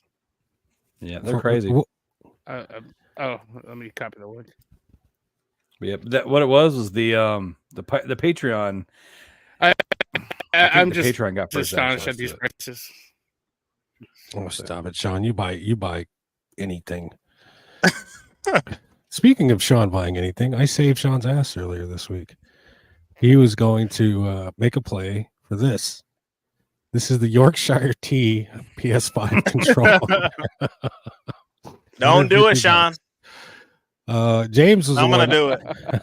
I can't remember. Somebody shared this in the PS5 Ain't Dead group. And, dude, I had it in the cart. I had it in the cart, man. I had it in the cart. Yeah, this isn't official. I mean, this is something somebody sent away to an Etsy shop, I believe, and they painted it up for him. He was about to spend $150 on this damn thing. I tagged you in the post. Well, it's Yorkshire Tea. Number one, what is this? Is this a Brit? This got to be a British product. So it's a right product, there. Yeah, who nobody cares. Sorry. Will and I again. We're playing PUBG, and he's like, "Why are you standing there?" I said, "Well, I'm ordering something real quick. Leave me alone." "What are you ordering?" I said, "I need to get this freaking controller." And he hears me go, "Oh fuck," blah blah blah. And I said, "What's the matter?" I said, "They don't ship out of the UK. Now I'm gonna have to find somebody in the UK to get this freaking thing for me. This and that, blah blah blah." And he's like, "Don't do it." Blah blah blah. In my head, James already ordered it, so I needed to order it. Oh my god! No, he's getting ready to pull that controller out. He's going, "You mean this?" Well, my pickups actually. You know how they say keep up with the Joneses. I keep up with the Johnsons. If it was a little bit cheaper, I mean, the presentation looks good with the box, which I like. It's not just just standard PS4 box. If it was a little bit cheaper, for sure I'd get on it, but it's not official, and it's expensive. So yeah, who knows? I might splurge and get it. I have no idea. You don't. He's like, you know what? There's no games coming out this week. It's mine. It's like, let me hit this. I know he's grinding his teeth on it. He's trying to figure out how he's going to get shipped over here. I know. Oh, crap. What have I done? I thought I saved you. Now I'm just compounding the problem. Now I get 2 orders out of you, dude. It's tea. All right. And if he gets it, I'm going to have to get it. And now, See, I'm probably just gonna get it anyway. That's a brotherhood right there, man. That's mad respect for that. There you go. So, yeah. No, they don't encourage them. It's to be you do it. I say, you are to ridicule these. You guys should put them in your cart. Same time. And go 3, 2, 1. Who else can say they both ordered Yorkshire Tea controllers together at the same time? There you go. Yeah. Exactly. Before the show, we were talking about the gayest thing you ever done, and James and Sean, that would be the gayest thing you guys have ever done. That's one step away. That's one step away from docking. Yeah, so space docking would be less gay than buying the Yorkshire Tea controller. For frick's sake! All right, let's see what else we got in here. All right, guys. Oh yeah, this is interesting. Well, let me pull this up here. IGN reports physical games have now fallen below subscriptions on virtual currency and Christmas lists. Ladies and gentlemen, the demise of physical media is upon us. Only 22% of children wanted physical games. Kids are stupid. They don't know what they want. Kids are stupid. Their parents are stupid for not showing them the way. And they probably only asked like 100 people. This, well, yeah, it's easier to do the math that way. This came in from Sony. This is a legal update notice from Sony. As of 31 December 2023, due to our content licensing arrangements with content providers, you will no longer be able to watch any of your previously purchased Discovery content, and the content will be removed from your video library. Sincerely, thank you for your continued support. Thank you, Sony, PlayStation. Thank you. They are It's literally funny. they are literally stealing from you. Well, And this is the way. You just this is rented the the movie way. or show or you bought. the terms of It service. never said rent. Yeah, The terms of service are in there. They can revoke it. And Adam Koralik, No, Corlick. Corlick. yeah, if you can Koralik these nuts. If digital content is property, as a bunch of people keep telling me it's not, then I look forward to legal attempts to call this theft, which won't happen. You don't own digital content, you rent it. You just don't know for how long. That's right. Yep. Preach, bro. Yeah. This is the future that we're seeing with this digital landscape that we're seeing over the horizon. The first volley in the death of physical, I would say, physical media, I'd say, is number one, the digital consoles, the digital only consoles. Yeah. When PS5 dropped, the digital only consoles, like, oh man, it's coming. And then more recently, was it Alan Wake 2? Digital only. Yep. Yeah, big. Would you call it a AAA game? Mm-hmm. Yeah. AAA game, digital only. Game of the year contender as well. Is it? Mm-hmm. Yeah, it's part of the. It's on the list. Baldur's Gate was kind of there before they announced that physical. Isn't the physical though Japanese only? No, not now anymore. No, it's no. They're coming out with a US version. They're coming out with, but it's all from Larian Studios. So you can get it directly from Larian Studios. I don't know if it's going to be in stores in the US. You have to get it from them. But I made a little note of this, and it's a report from like about a year ago or so about digital games and this and that. And basically, the report came out saying that only 13% of video games made before 2010 are actually commercially available. With the remaining 87% only being available through buying and reselling physical copies or emulation. So 13% are available on of all of the history of video games are available digitally, or some way of buying it. If we keep going this digital route, I mean, you lose all history. And it's a sad situation. Yep. What do you guys think about what do you think of this, and what do you think if this would happen? GTA digital only. Thank God I don't have to buy it. 6. I think it's too big. It's too big. No, man. People have been wanting this game for years. People are they're gonna want to play it. They don't. I don't know. I feel like if Rockstar did this, it would be a crazy move. Yeah. Rockstar could literally make their own GTA 6 console, and they could just sell that. Yeah, and people would buy that. Yeah. I mean, that game is just printing money. I mean, shit. Well, it's always been in the top 10 to top 20 charting games sold, and some GameStop employee or GameStop representative or something was like, yeah, it was like kids turn 18 every day. Like a copy of GTA is sold every day, just like a copy of Minecraft is sold every day, because it's like there's kids coming in there, they're just now old enough to play games, and then there's kids that are just now old enough to buy GTA for themselves. So games like that, I think you'll always, your bigger stuff like your Maddens, your FIFAs, your sports game, MLB, all that stuff, the show. I think all your big stuff is always going to be physical, because those are their mainstream titles that are your places with poor internet, and your people who they're going to play their sports games every year, but they're not necessarily going to buy copies of Nightmare, Nightfall, whatever from VGP. Like Will did. Stop it. These guys are always going to go to Walmart and buy their GTA 6 and their I was watching the new Scott DeWaz video today, and he brought up a good point about like the Just Dance games. Back a few years ago, they stopped making the physical discs of them, but they still just sell the case, the empty case. And the reason is so that it's on the store shelf, because a gamer isn't going to buy Just Dance. It's your regular mom and pop that's going to, oh yeah, let's buy Just Dance. The kids are going to like this. It's on a shelf. They know that they can buy it, so they don't even put the disc in it anymore. That's what Call of Duty is this year. It's just unlock key. Yeah. And that's what Grand Theft Auto is going to be, because that's going to be a 10 to 15 year game, right?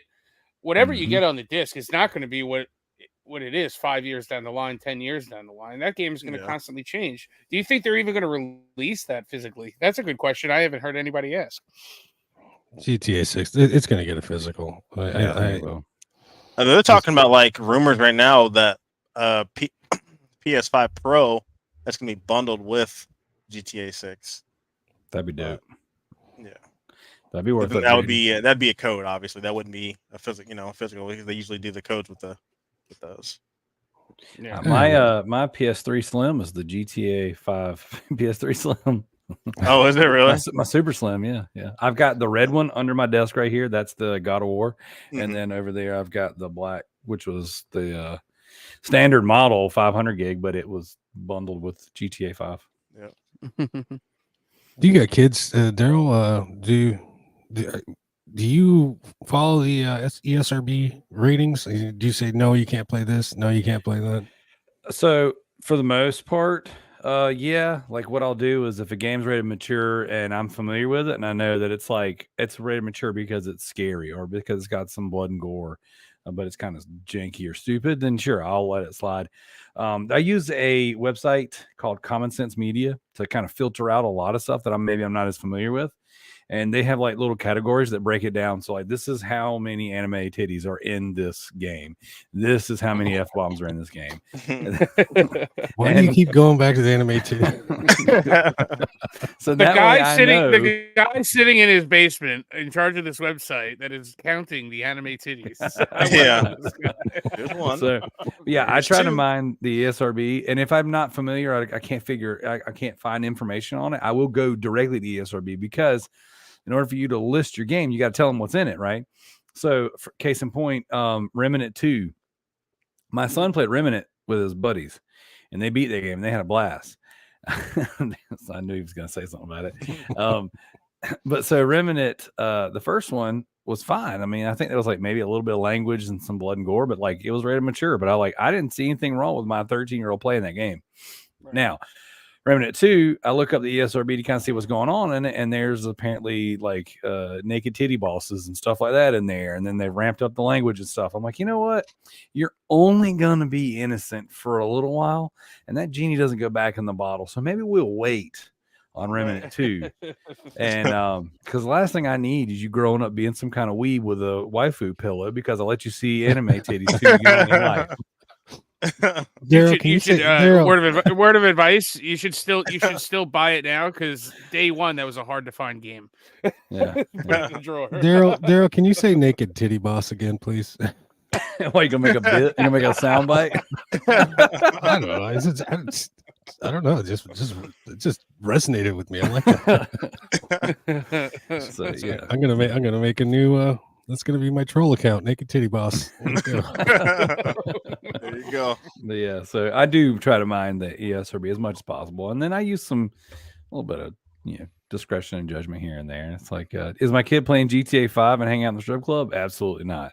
Right. But, make him dance. The GTA 5 strip club is a lot of young men's gateway, or first introduction to boobies. There you go. That's what it is. All right. I remember being 12, playing Doom, playing GTA and all that shit. Dude, I was younger than that, playing Duke Nukem 3D on the PC, and every time you hit spacebar in the club, he's like, "Yeah, shake it, baby." Yeah. My cousin gave me the burned discs of the original Doom for the PC. Hey, you must have got those out of that lot that James purchased. Right. You bastard. Those were the days when my internet service was Prodigy, and it would take 45 minutes to bring up an image of some titties, So some grainy. Like what's less than 240 download, and it was a dude. You're like, no, I gotta wait 45 more minutes. looking like newspaper print, really close up and stuff. Yeah. All right, guys, it's package time. It's package time. It's package time. Package. I love package time. I love that. yeah. Well, I like to do package time. I don't care to watch you do it though, Sean. That's usually when I get it. So I'm gonna go first because I got a small stack. Oh, yeah, that's me. All right, there we go. That's what she said. I got this. You know, I got this. The Nightfall. Little banner pops up. Thank you, VGP, for all of your. This VG. Use our code for Stop, 10% off. Darrell, stop. This is not from VGP. Okay, this is not coming from Canada. It's coming from the stack of VGP stickers that he has is insane. I don't have any, dude. You are VGP simp, Sean. All right. Every time Sean's like, "Hey, look what I actually made a meme," and every time he says, "Look what I got for VGP," boom, VGP simp, and I freaking throw it right in his face. It's got Philip Perez's fucking face right. He's got a waifu pillow, and it's the anime chick with Philip Perez going, come here. He's going, cat.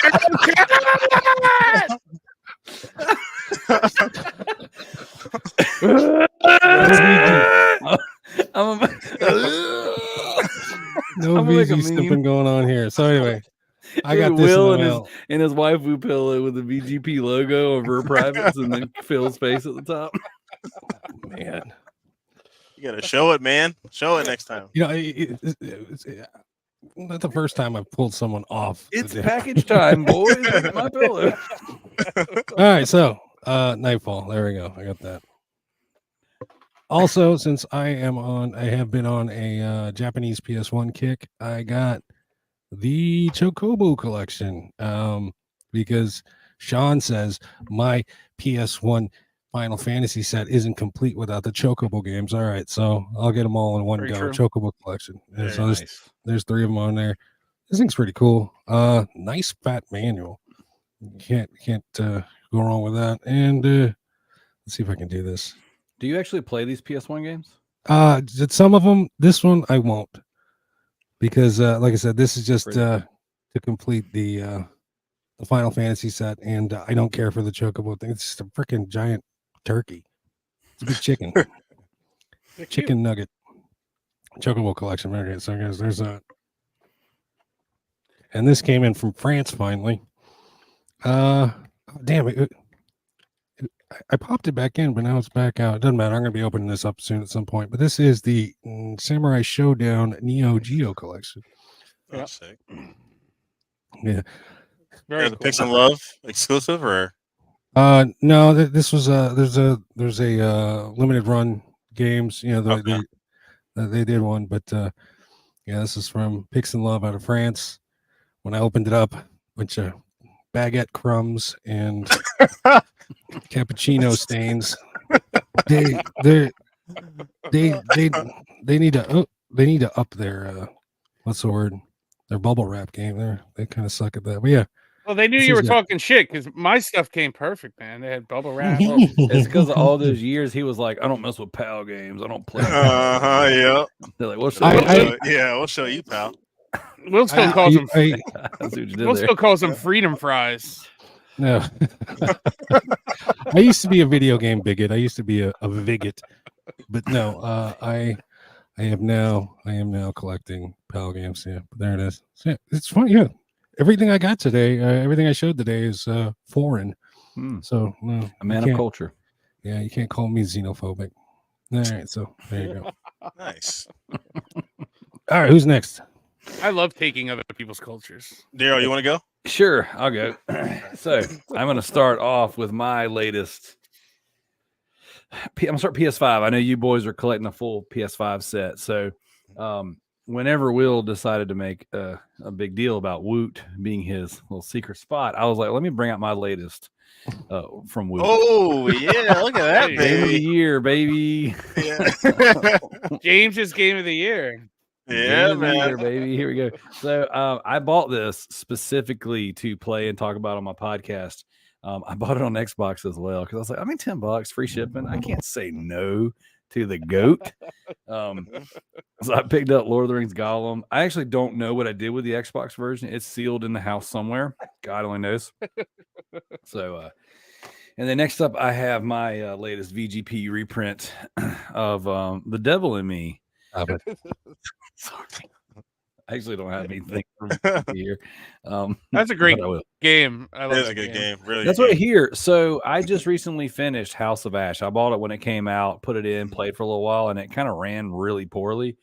Yep. I really enjoyed Man of Medan, but I loved Little Hope. Yep. Yeah, that's the And best one, I think. I hear this one's really good. So I like that one a lot. Cool. It was a little buggy at first when I got it. They patched it up, but it's really good. Cool. Well, I got this one. I recently ran into a guy. This probably would have actually passed for a fail story. Who he showed up at the flea market. I was leaving, and I'll have a video out soon with this footage in it. But he throws these giant boxes of video games on his table, and there's like a PS5 controller and a bunch of brand new games. I was like, oh dang, like how much you got on your games? He's like $10 a piece. I'm like, I don't have I got $40 left on me. And so I'm like, okay, well, let me grab some stuff. So I grabbed Armored Core 6 sealed. I grabbed Wow, $10. $10, dude. Yeah. I grabbed a bunch of other stuff. Evil West. I grab Midnight Suns, which this is recent. Tonight. Yeah, this just happened this past weekend or weekend before. Anyways, long story short, I sift through all this stuff. This dude's got all this stuff. He's like, yeah, I bought a Walmart overstock pallet of tools, and there was a box on there with hundreds of video games. Jeez. And so he's like, I sold a bunch before I got to the flea market. He sold a bunch then. When he was done with 2 days at the flea market, he and I were texting back and forth. He's like, I still have over 300 games. He goes, I'll sell you all 300 for $1,800. Now, I don't know what was in there. It could have been all sports titles. It could have been, whatever. But I ended up passing, and I'm kind of kicking myself in the butt because I sold Evil West immediately for $45 plus shipping. And I paid for everything that I had bought that day. And then I traded Armored Core and some other things for a bunch of stuff. I got videos coming with all that stuff. But while I was negotiating that trade deal, I negotiated this. I took some of my dead stock pile. So death pile rather, I would buy shoes and stuff to flip on eBay to buy video games with. And I hate listing shoes. I'm never going to be a full-time reseller. I'm never going to be one of those guys that goes out and just buys all the things and lists it because there's just stuff I hate. But I do kind of dabble when I find a good enough deal. And I was messaging back and forth with a reseller buddy of mine who I traded Armored Core to for some stuff. And I was like, man, I got 11 pairs of shoes that I'm never going to list. I'm never going to do anything with. I got a couple old capture cards, stuff like that. I was like, I'll trade you for this PS3, a PS1, a PS Vita. Right. Oh, wow. Nice. With, it came with a copy of Earth Defense Force. Mm-hmm. And the best part, though, the reason I'm showing it off tonight is this Hori grip. The other things are worth some money right there. Dude, it is. I got one. Balling. Like this is my 12th Vita. I might have number 13 in the next day or two. I'm negotiating a deal right now, but dude, this grip is freaking dope, man. That's awesome. Yeah. I've got several of grips, but I don't have this one. And this did that grip come out in the States or was that Japan only? I think it was Japan only, but I mean, it was heavily imported when the Vita was, in its prime. The 3DS has something similar. It was a grip that was only Japanese only, and it goes for over $100 something. Dude, those Hori grips are some worth some money. Yeah. Well, this thing right here is amazing. If you're a Vita collector or a Vita player, like I play Vita all the time. It's my favorite system. So, dude, it's so good. This thing is freaking perfect. So, I picked this up yesterday. That's awesome. Or day before. I like the little triggers on the back. That's for like the touchpad on the back. That's pretty cool. Yeah. It's super, super dope. So I got that. And then in the same deal, I negotiated for my first copy of Saw on Xbox 360. I know this is a PlayStation podcast, but this is kind of one of those. We love all video games. There you go. I'm mainly a PlayStation guy, but I'm also a horror guy. So like I'll get horror games on any system. And this is one that I picked up. I was like, dude, this right here I've never owned a Saw game before. Every time I've tried to negotiate a deal for one, it falls through, or like there's a marketplace deal right now. They keep showing this game in the stack of games, but this one's sold, and they won't take it out of the picture. They won't cross it out. So then they keep relisting their games. I'm like, hey, you got sold? No, that one's sold. Take it out the picture. Stop being lazy. They won't do it. They won't do it. So the last thing I'll show off are the PS3 versions. I think are getting pricey, aren't they? They are. Yeah. Yeah. So even the Xbox one's still like $50 or $60. So, 2 more sealed games I picked up recently, $5 each. Let's see how the camera works. So I got the Ascent sealed for $5 the other day at a Walmart clearance box, and then Lego Brawls. So I'm thinking about sticking these in for stocking stuffers for Christmas. I'm not sure, but here it is. So yeah, those are some of my can't go wrong with a Lego game at all. So that's some of my most recent pickups. Very nice. Very cool, man. Very nice. I'll go next here, I guess. So I'll go with these ones. So I got this one in today. I love this company, Meridian Games. They do a lot of like really cool slipcovers on all their games they've done so far. This one's Spirit of the Island. Ooh, the Paradise Edition. So not for sure what type. I'm still waiting on that. Yeah, not for sure what type of game it is. But I'm just a sucker for these slipcovers. This one's pretty cool. Like, I mean, the spine. It's all kind of like the striped with it. But Meridian Games, man, they hook it up with the games with the slipcovers. This, I want to say Tape is another one, which is probably one of my favorite PS5 covers. Yep. There's a couple other ones that have literally slipcover with it. So keep it up, Meridian Games. I appreciate that. Next one up, I think Sean showed last time he opened up. Got my finally got my time in Sand Rock, and it is the kind of the weird cover too, Sean. So yeah, like it does have the 2 covers with it. Are you gonna open it? No, I don't know. Remember, mine ripped. Remember? Yeah, I know. So we'll see. But it is kind of weird shrink wrap. Yeah, no, I don't know why that is. So it has a weird shrink wrap, and then it has a Y fold under that too. So I don't know if they messed up with the cover. And then I think they forgot to put the code in there. Because remember the code. Yeah. There's a code behind that cover. And I think they forgot to put the code in. They said, "Oh crap! Now we got to do a reprint of all the covers and double up the covers." And that could be why I got delayed a little bit, because this was kind of, it's not, you can't really find it anywhere. So that could be one of the reasons too. I got the Blue Guys, the Smurfs 2. Smurfs 2. This is the Prisoner of the Green Stone. The first one's actually really good. So yeah, I like that game. If you're just a Smurfs fan or if you have kids, it's really good game. So I don't know about this one, but the first one. 3D platformer, very good. Yeah. If you like. I platinumed the one on PS3 with my daughter, I believe. Did you? Nice. Mm-hmm. I don't know why we didn't get any Sherlock Holmes games, but we got I don't know how you say this guy's name. Well, we got the Poirot. Is that how you say it? Mm-hmm. Poirot, yeah. Murder. Well, that's not Sherlock Holmes. It's Agatha Christie. Yeah, Agatha Christie. Yeah. What the hell's Poirot? Poirot is he's another detective. He's a French guy. Oh, okay. Yeah, Agatha Christie. Agatha Christie is the woke version of Sherlock Holmes. The girl.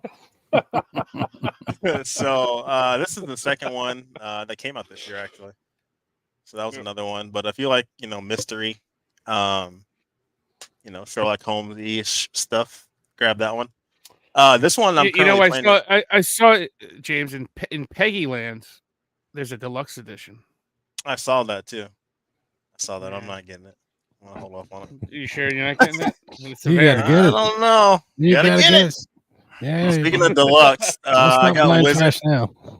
Wizard with the Gun, deluxe edition. I'm currently playing this right now. It's a pretty fun game. It's a cool title. Yeah, it's magic. You're building. It's kind of a sandbox exploration game where you're trying to build weapons and obviously use your gun and kill enemies. It's multiplayer. Very fun game. Very cool graphics. I was reading the back of that. Is that online only?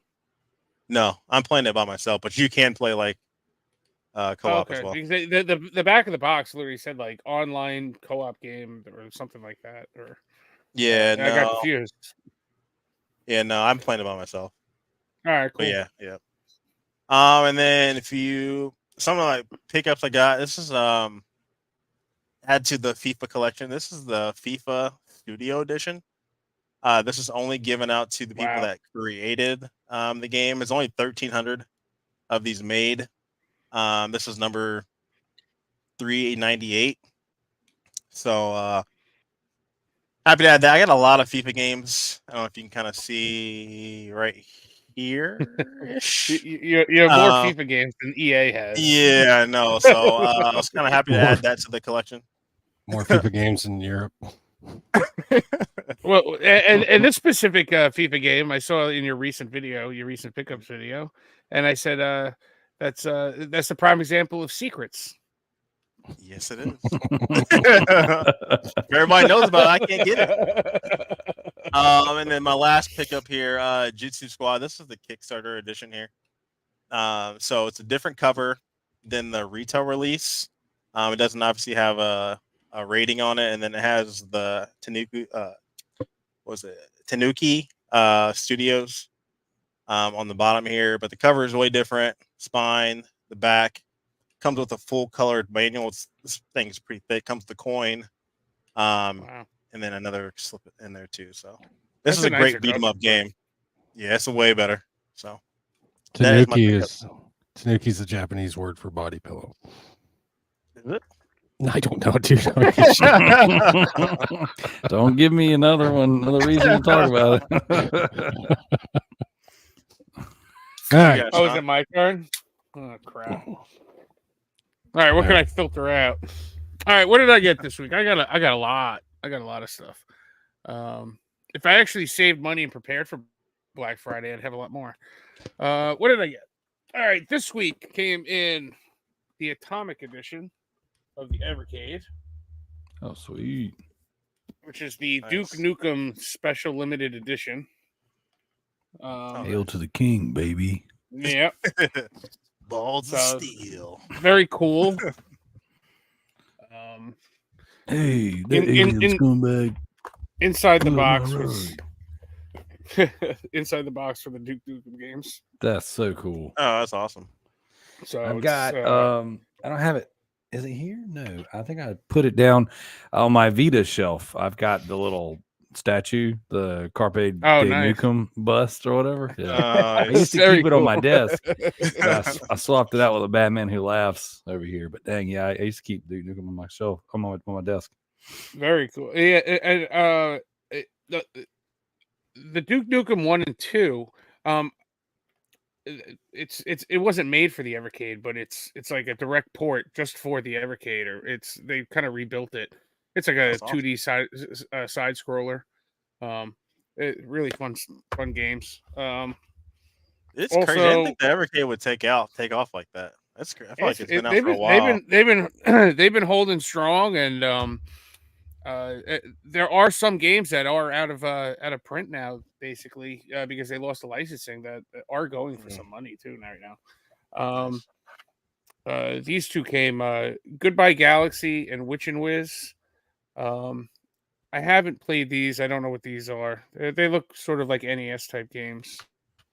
But the other one, which I was excited about, is Demons of Astrobog with Astro Bros on it. I've played Demons. I have it on the Sega Genesis. It's a new game for the Genesis. It only came about a year ago, but it's also available on the Switch. It's available basically everywhere. If you like Castlevania, this game is fantastic.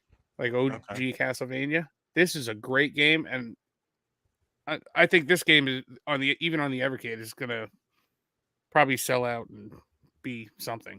I would keep an eye on that one. All right, what other bullshit did I get that I'll never play? Bullshit. I don't even. You can just look at it. I don't know. For some reason, I get my life as a villainous doom. I don't know. For some reason, I always buy these visual novels. I don't read. I don't even play the visual novels. I just buy them. I don't know why. I can't read. No, Nah. Up in New York, man, we don't read none. Right. The speaking of Woot earlier, I got two of the bangers. We got a Deer Simulator. Dude, that game's actually really fun. That's what I've heard. I think I've got the platinum. Everybody tells me that. I think it's a damn meme, and everybody's telling me, "Oh, it's a really great game." I mean, it's a meme, but it's a meme game. And family fun night. There you go. Family fun night. I don't have a family, but I'll it'll just be fun night. Then. I'll be your family, John. It was $9. It was $9. What am I gonna do? What else came in? Can't say no. Today, River City Rival Showdown limited edition came in. That's for the Switch. That's a Play Asia exclusive. A big box redo of the 3DS game, which is also a redo of the NES game. So it comes with a lot of goodies. Are you going for a full Switch set, or how are you collecting with it? No, not going for a full Switch set. I just go for games I like, and I don't like to say the word speculate, but I definitely go for games that I know I'm not going to play. What other bullshit came in?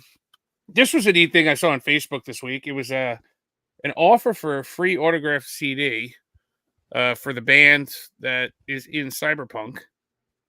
One of the bands that's in Cyberpunk.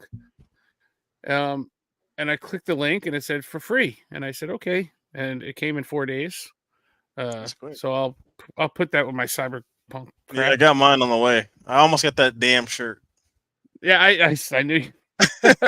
What else came I'm like, an Avatar too? Yeah. A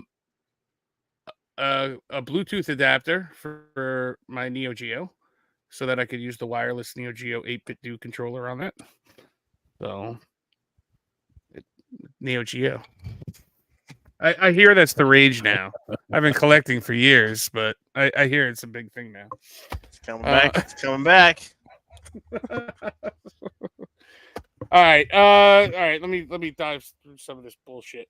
All right. Here's some VGP cheap games. Yeah, good. Got no clue what they are. Don't care. They were like $5. There's Conception games on Vita. I have one on the 3DS. I never played that. Home Sweet Home. I think I've got the platinum in that game too. Oh, I love that GameStop song. exclusive right there. This is? Yeah. No shit. Motley Crue should sue them. Look at me. I'm Mr. Fancy Pants. Now, this came in today. This is the game that the guy was hounding me on of who I'm going to bring to the beach. Is it a guy named Mikey? Yeah, I think it was. Yeah, he really loves his anime games.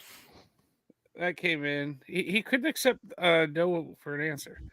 I don't know. I don't even know what these games are. I must have gotten drunk and just ordered a bunch of shit one night.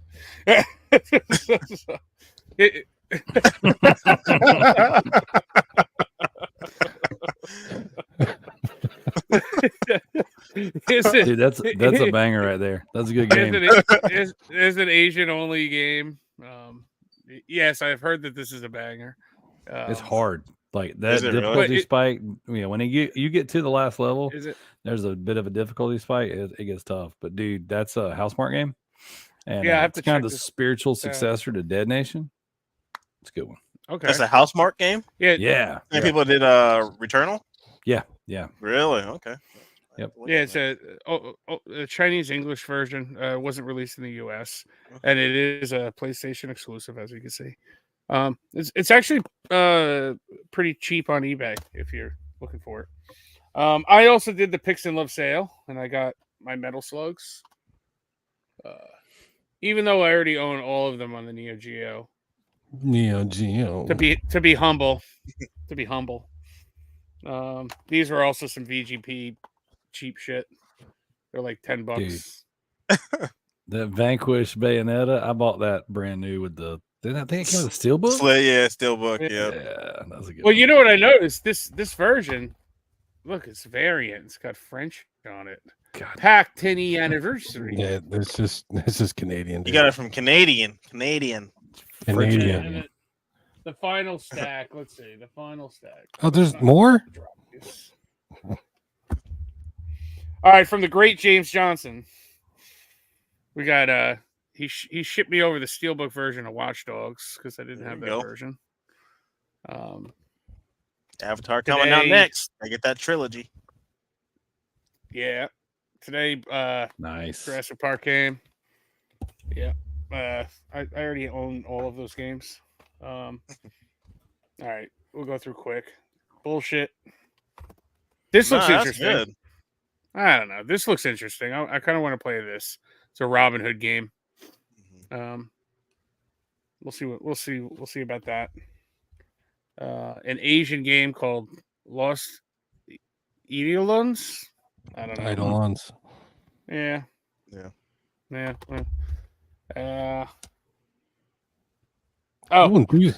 don't seem very enthusiastic about these pickups. Not all of them, because I don't know what they are. This one I want to play because I saw a review on this, and this is supposed to be up there with Lord of the Rings. And that damn King Kong too. Yeah, this is supposed to be worse than all of them. So I'm looking forward to this one.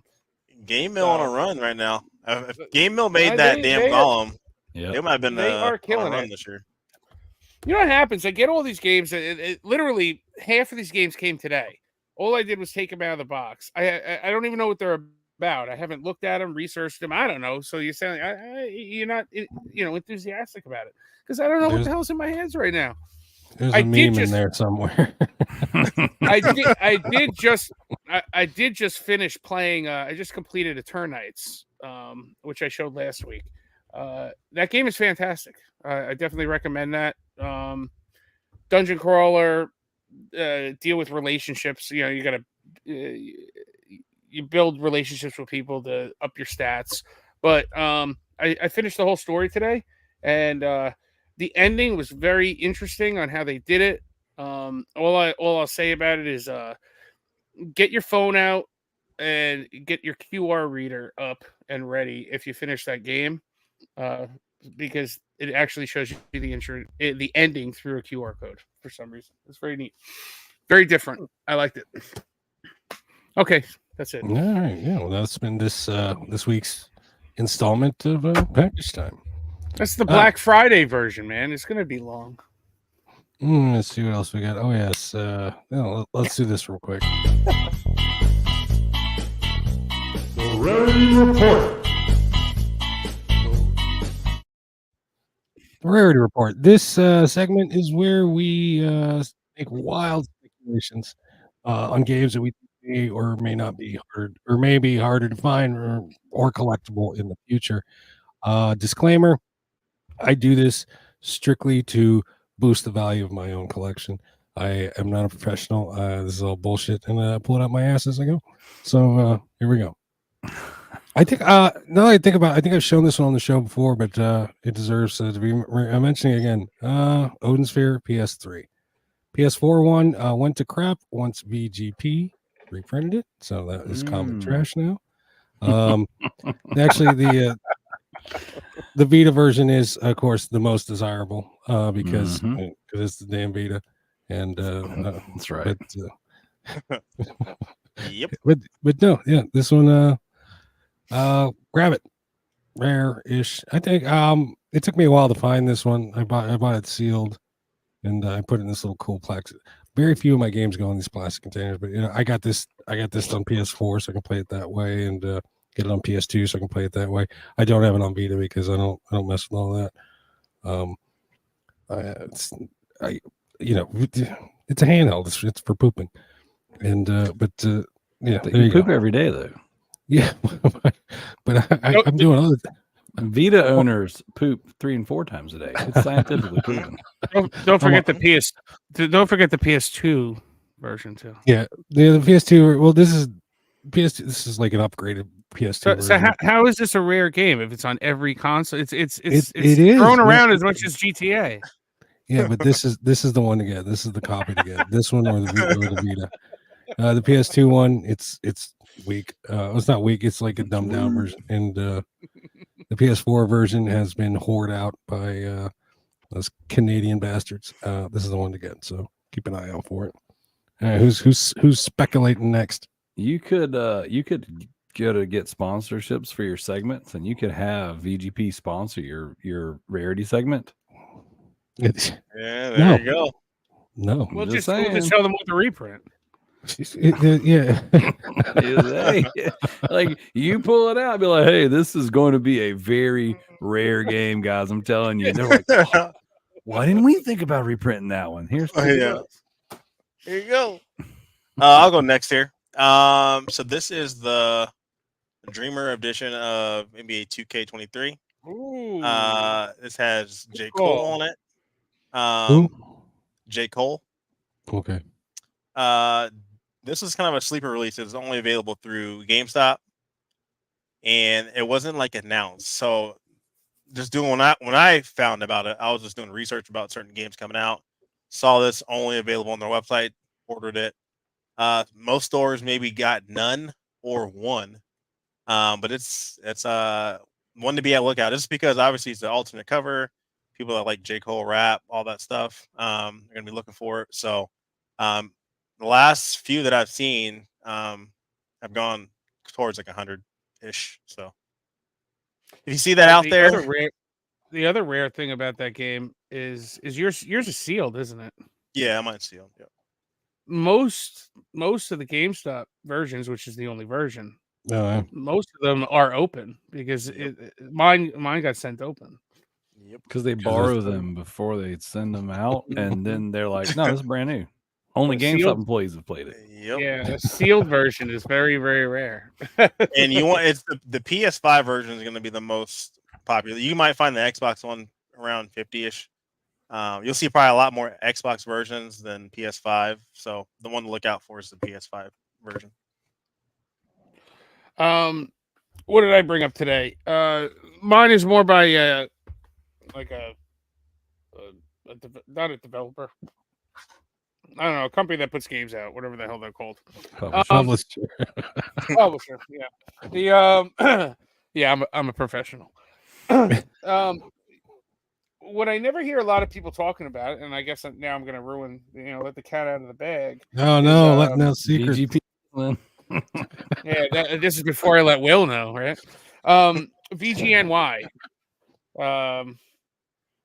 Video Games New York, basically. Oh, you gave another holy hole. You're blowing up. We got a couple games, right? One Zero Strain, Galactic Wars, Crisis Wing, exclusive. One Finger Death Punch, and they have a bunch of other releases. They got Switch releases, PS5 releases, this and that. But what's neat about them is they're all numbered on the back because they are limited. And for a lot of their games, they're in cahoots with East Asia Soft, so you can get these games on PlayAsia, left and right. But Video Games New York, they're the only ones that come out with the ESRB versions of these games, and they're only sold at they're not sold at stores. You can only get them at VGNY for the ESRB version, if you're specifically looking for that version. Other than that, you can order this every day from PlayAsia. So I think that's anything from VGNY is going to be rare down the line. So there we go. That's an awesome store too. I blew up that spot.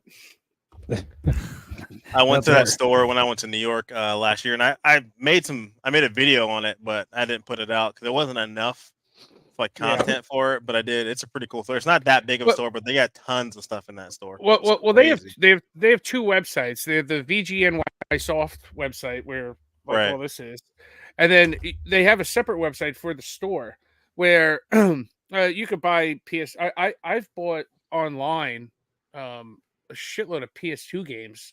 They're all sealed. They come, sealed, perfect, this and that, for reasonable prices. Nothing astronomical.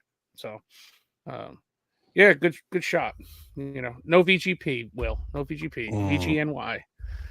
All right, Darrell, you're ready to speculate? Yeah. So I didn't bring a copy of it up here because I failed. But I'm going to go ahead and speculate that Connect Adventures for the Xbox 360 is going to become very rare because I'm on a mission to get the 1,000 subs, man. I want to see them blow them things up. We've been storyboarding our video. Myself, I've been kids. meaning to bring up the Connect things all day. Oh, dude! So we've been storyboarding our video, and so first off, we are going to do some things that we don't think people are going to expect, and I made a purchase for my son, but also for the video. I'm gonna spoil it here for you guys. I've got an AR, okay, and I'm going to be. Who doesn't? Well, I mean, just all our European listeners.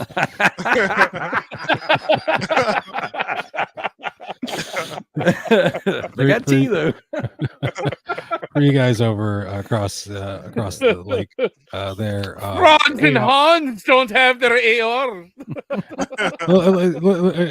think we need a little bit of context here. Darrell on the ResidentDarrell YouTube channel, he's going. Once he hits 1,000 subscribers, he's well. Darrell, I'll let you tell the damn story. So what we're doing, we make video games. We make videos where we hunt video games.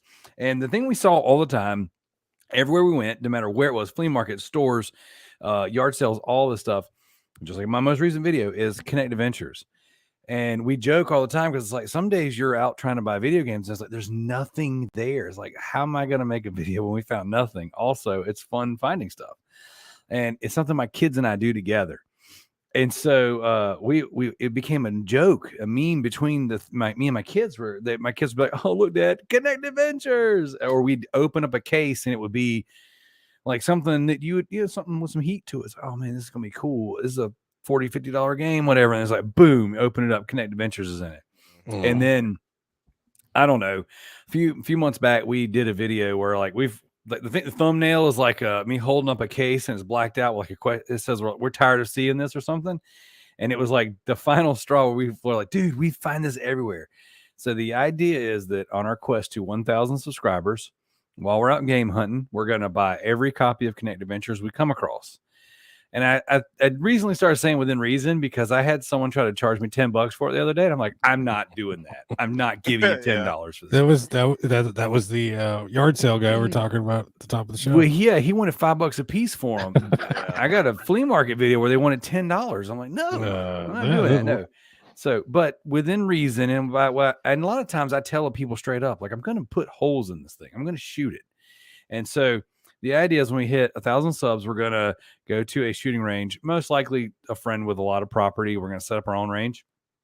And my kids want to throw axes. Like we're going to set up an axe throwing area. We're going to throw axes at them. We're going to shoot them.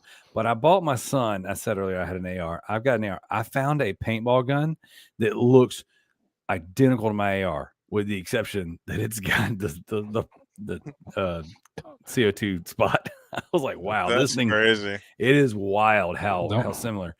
So we're gonna set up a little course, and all of our targets are gonna have Connect Adventures on it, and then we're gonna run through with the paintball gun. And then we're probably gonna run through with the AR right after. So we're gonna have a lot of fun. It's gonna be a good time. And what's really cool is this is like I'm working on my 500 subscriber video, even though we've been at 500 for a little while, but like I just haven't finished the video.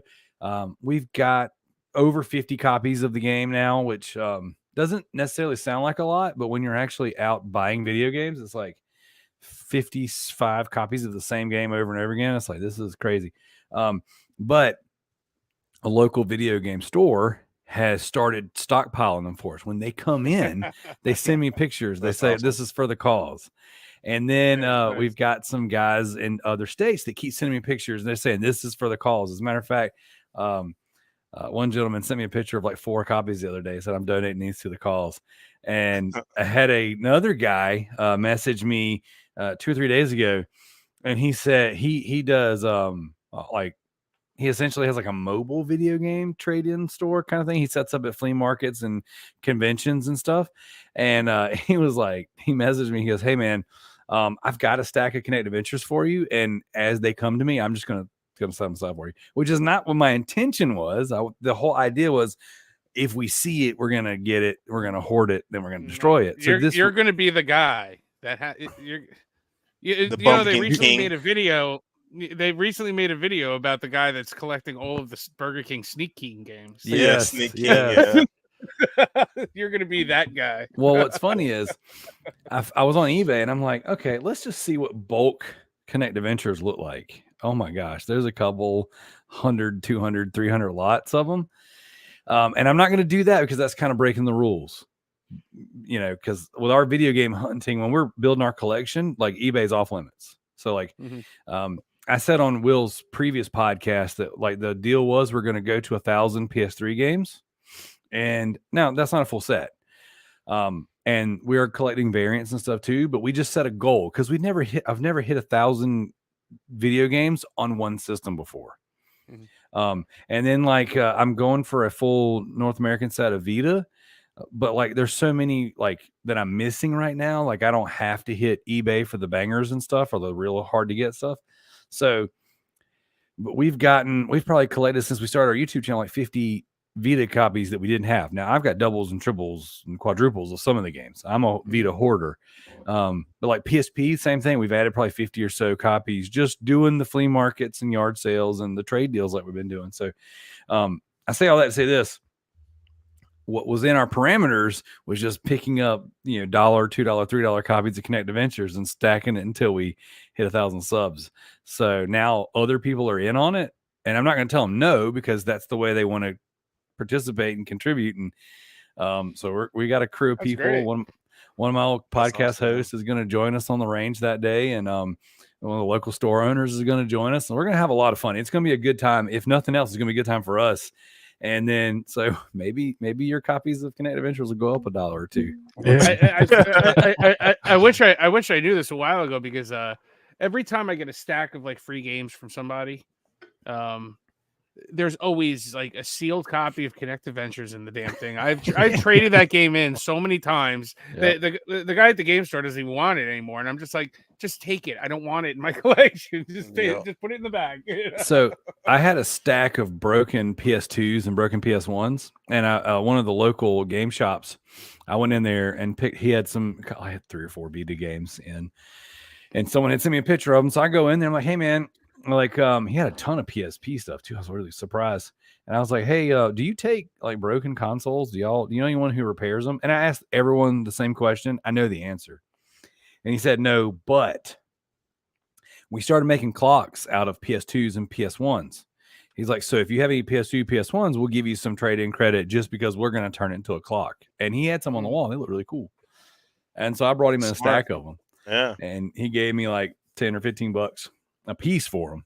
So I ended up getting some Vita stuff there. But when I looked, he probably had 50 or 60 copies of Connect Adventures on his back wall. like he does a lot of eBay stuff.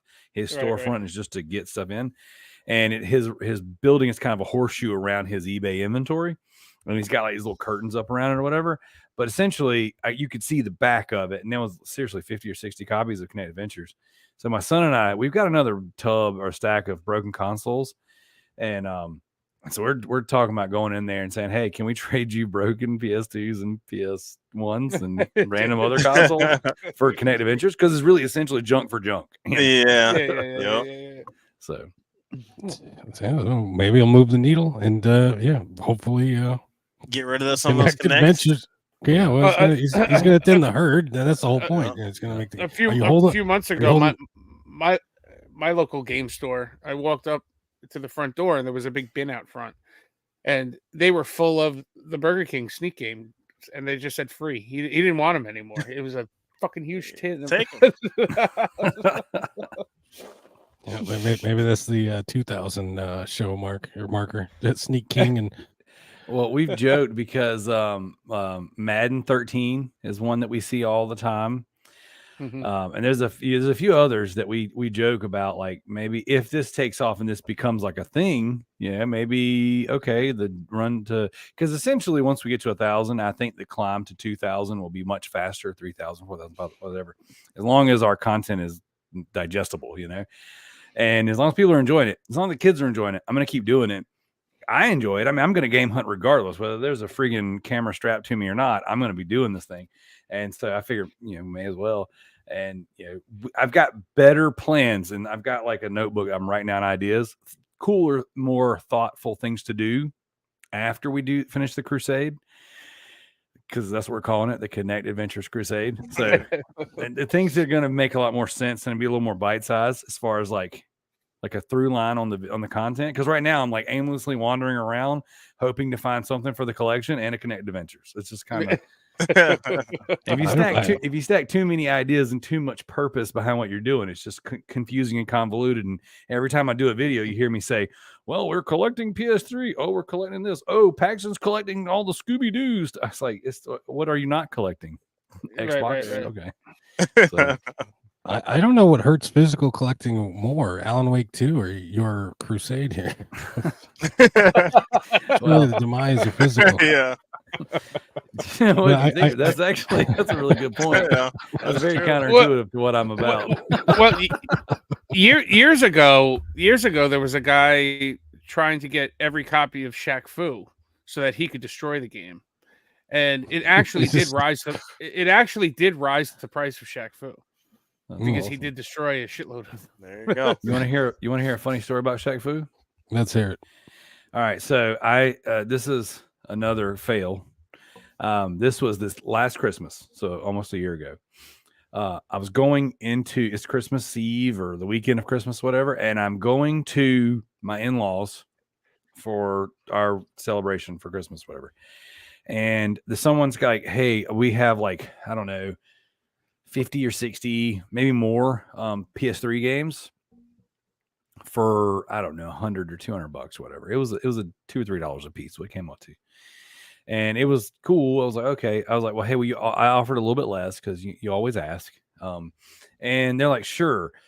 It might have been 49 games, actually. I think that's the number. Either way, there was a few heaters in there. One of them being X-Men Origins Wolverine. And that was going to cover the majority of what I was going to spend. And I've already got it. And it's an amazing game.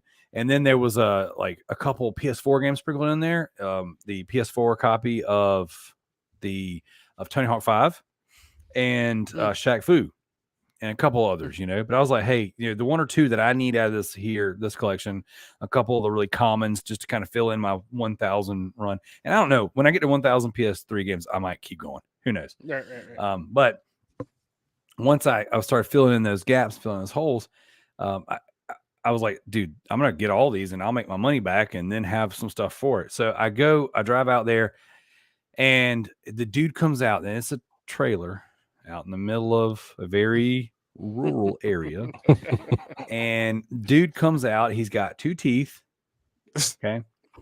And he's got an armload of games. His kids have armload of games and his wife comes out there and they meet me in the yard. Now my family's in our van and they're just dropping, like they got like they're all holding all these games like all awkward and they're just spilling them everywhere, dropping them constantly. I'm like, man, this is freaking weird. But they're all gathered around me. Now I don't pull the camera out because sometimes it's just like not appropriate. This was not appropriate.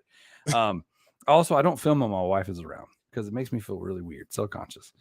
So I don't pull the camera out, but this would have been a glorious interaction to film. So they got all these games they're busting out. I'm like, okay, cool. And I was like, hey, I don't see Wolverine and 1 or 2 others. And he was like, oh man, somebody came by and bought Wolverine. I was like, oh, well, that dramatically changes my interest in the lot, and all the heat is gone now. Yeah. Well, and he looks at his wife and he starts yelling at her. I thought I told you to fix the effing post, blah, blah, blah. And she's like, I did. It's like clearly a domestic violence interaction starting right here. Like, I'm going to buy these games. Well, this is what I thought. If I don't buy these games, she's getting beat. If I do buy these games and I try to ask for any amount of money off, she's getting beat. And these kids are looking at me like, you're a freaking monster. You're causing me monster. I was like, dude, this is crazy. And I'm like, all right, well, here's the deal. The ones that I really wanted, you sold. So how about this? So that I didn't waste my time driving out here, because I told him it's a 45-minute drive from my house. He didn't know I was going to go down the road anyways. So that's a 45-minute drive down the house. I said, what if I buy this, and this, and I just give you $20 for it? He was like, well, I guess that's fine. I was like, I don't, I don't even know what to do, blah, blah, blah. He starts going off about how he doesn't let his kids get on the internet because it's not safe. And, they don't, whatever. He's got the PS4, but he don't let them play it and all that stuff. You don't need these PS3 games anymore. And just like you were saying earlier, James, when you got that lot of games and you kind of flip through a few of the cases, you're like, to make sure they're there. I flipped through a few of the cases. A couple of the games are there. I was like, cool. And then I throw them in this in this bag in the back of my vehicle. Now, for context, I'm very funny about putting consoles in my vehicles and in my home without inspecting them for, living creatures, bugs. And same thing goes for games because you never know. So I always keep stuff in my vehicle to kind of pull it tight. So games are in the vehicle. We make it to our next destination. Everybody goes inside. I say, hey, I'll be in there in a minute. I'm going to check these out, make sure everything's good. And I'm in my head, I'm like, I'm going to pull my phone out, film a little footage, throw a little video together. I go around and I open it up and I'm like, okay, that one's in there. God, that's really dirty. That one's in there. God, that's really dirty. This one I open up, boom, dead roach falls out of the case. I was like, oh. It was Shaq Fu. The case. So I'm like, holy crap. So the case was the art and everything was so damaged and so covered in feces and muck and just gross. I was like, oh my gosh. So I take the game out. I put it in the Tony Hawk case. When I open the Tony Hawk case, there's a spider web in it. I'm like, this is just insane. Yeah. So I keep wipes and I keep stuff in my, like Clorox wipes and stuff like that in the back of my vehicles for a lot of reasons. I got 3 kids. They're freaking germ magnets, but also for stuff like that. So I go and I scrub this stuff down.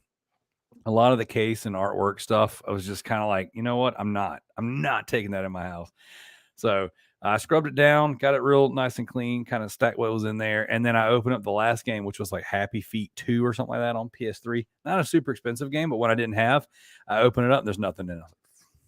Man, I just really goodness. But so I actually went and put Shaq Fu in and played it and got, I beat the game and got some trophies for it because I'm like, well, at least I got some freaking trophies out of this disaster.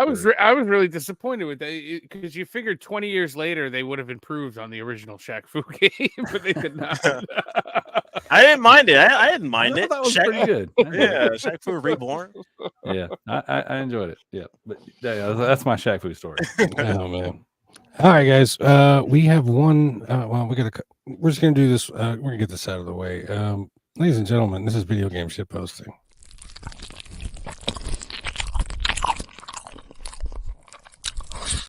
Yeah, I can't. I just can't with that. Dude, was that old bit you had? Wasn't that longer? Yeah, it's like 12 seconds long. I'm not gonna play it all. I think we should do it again. I like the full. Just for you. Wrong one.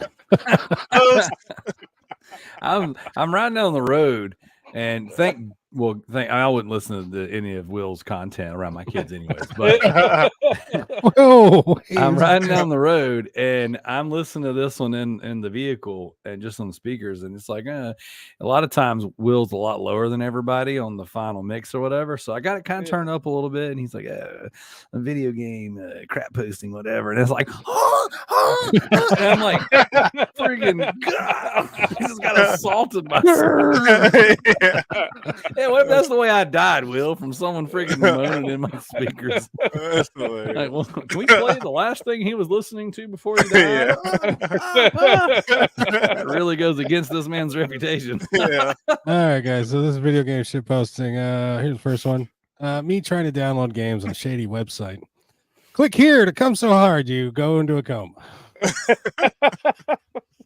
Yeah, it happened. Case in point. Yeah, all right. Stop it. This that pops up every time I go to like Kotaku or something. It's just no pop-ups.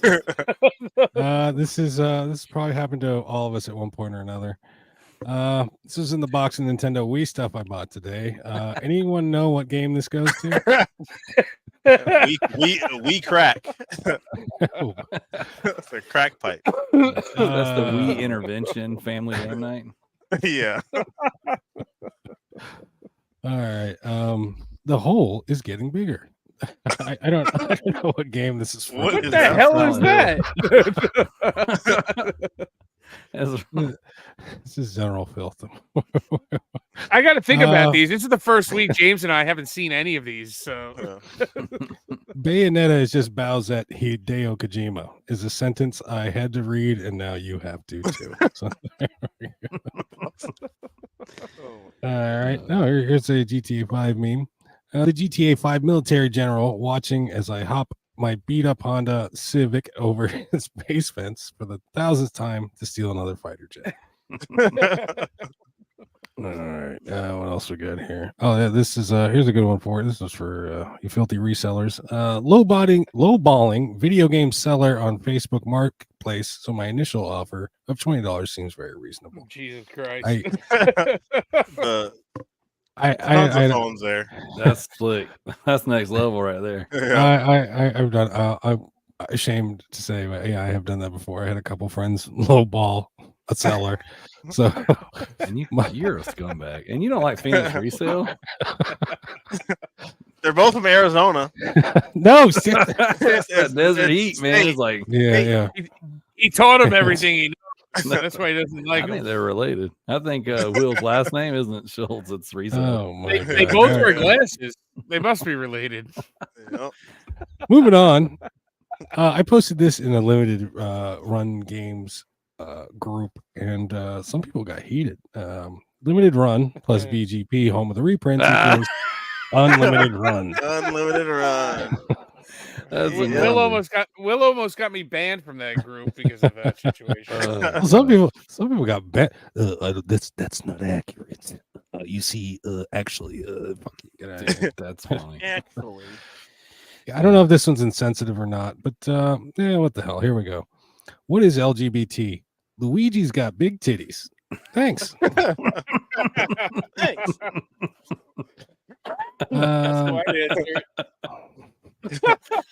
That's really good.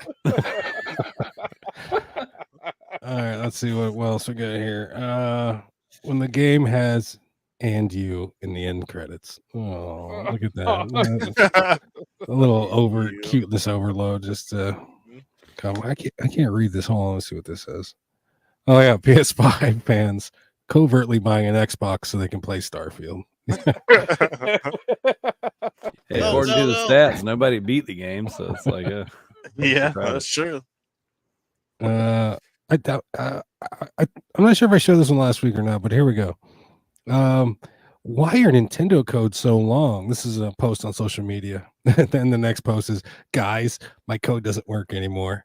Somebody stole it. Yeah, that's what you do. Some people aren't bright. Now this is a modified meme. I'm gonna show you the version I made, and then the version of what anyway, here we go. The chairs after an episode of a PlayStation Ain't Dead podcast. I ain't wearing no pants right now. Where's the vest? The original header was the chairs after a Magic the Gathering tournament, but we don't mess with that. Oh, this one's for you, Darrell. Here we go. Do the opinions of people with anime profile pictures matter? Looks like an intelligent podcast going on there. Let's They probably see. got more subs than any of us. Dude, it said 257K. Yeah, 257,000 views. Yeah, they're doing all right for themselves. Yeah. That's more than everything I've ever been a part of combined. Right. And last one. This is a holiday themed one. Ralphie versus Farkas. Finish him. I don't know if you guys. That's a Christmas Story. You know, I've never seen this film from beginning to end, but yeah, there's that. I thought another one. Oh, You've and never seen that film? I've just watched clips of it. I get it. You know, Watch You're TBS. you're not an American, are you? I He's got an more estranged papers. I got Canadian. more papers proving my citizenship than all three of you combined. So, I'll be right back. I got it. where are you going, Sean? He's gonna get his gun, his little gun, He's gonna go get his birth the Red certificate. Rider gun, whatever it's called. Actually, it's funny when he got up, his chair kind of looks like the one from the meme. I always, anytime he gets up, I see that little peak between his shirt and his pants and his waistline. I'm looking for that butt crack because I'm gonna screenshot that shit.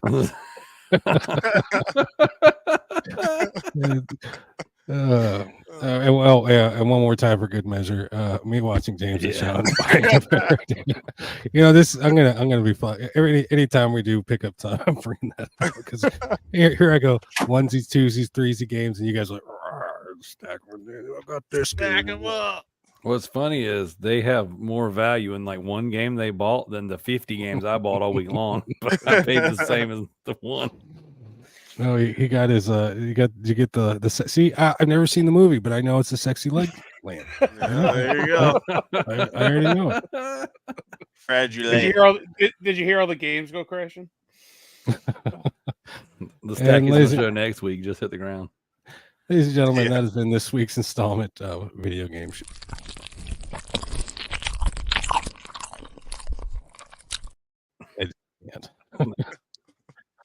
All right, guys. It was this is a phrase I learned from Darrell. I think it's time to land the plane. So, Darrell, thank you so much for coming on. I gotta ask, the Loot Bros, do we still hear it? I know you can listen to it in reruns, but how often coming out with stuff? So right now I'm putting out new episodes every week. The way I had planned things and the way they've actually worked out have been a little bit better. I had planned on doing the occasional episode and then supplementing weeks that I can't do a full episode with Patreon content, because we've got like 2 years worth of Patreon content that like 11 people had access to, and not even everyone on Patreon ever listened to everything they paid for. So the idea is if I ever get to where I miss a week or don't have a bro to tag in with, so I have a short segment, I can tag it on there. But I'll be a bro. There you go. Let's do this.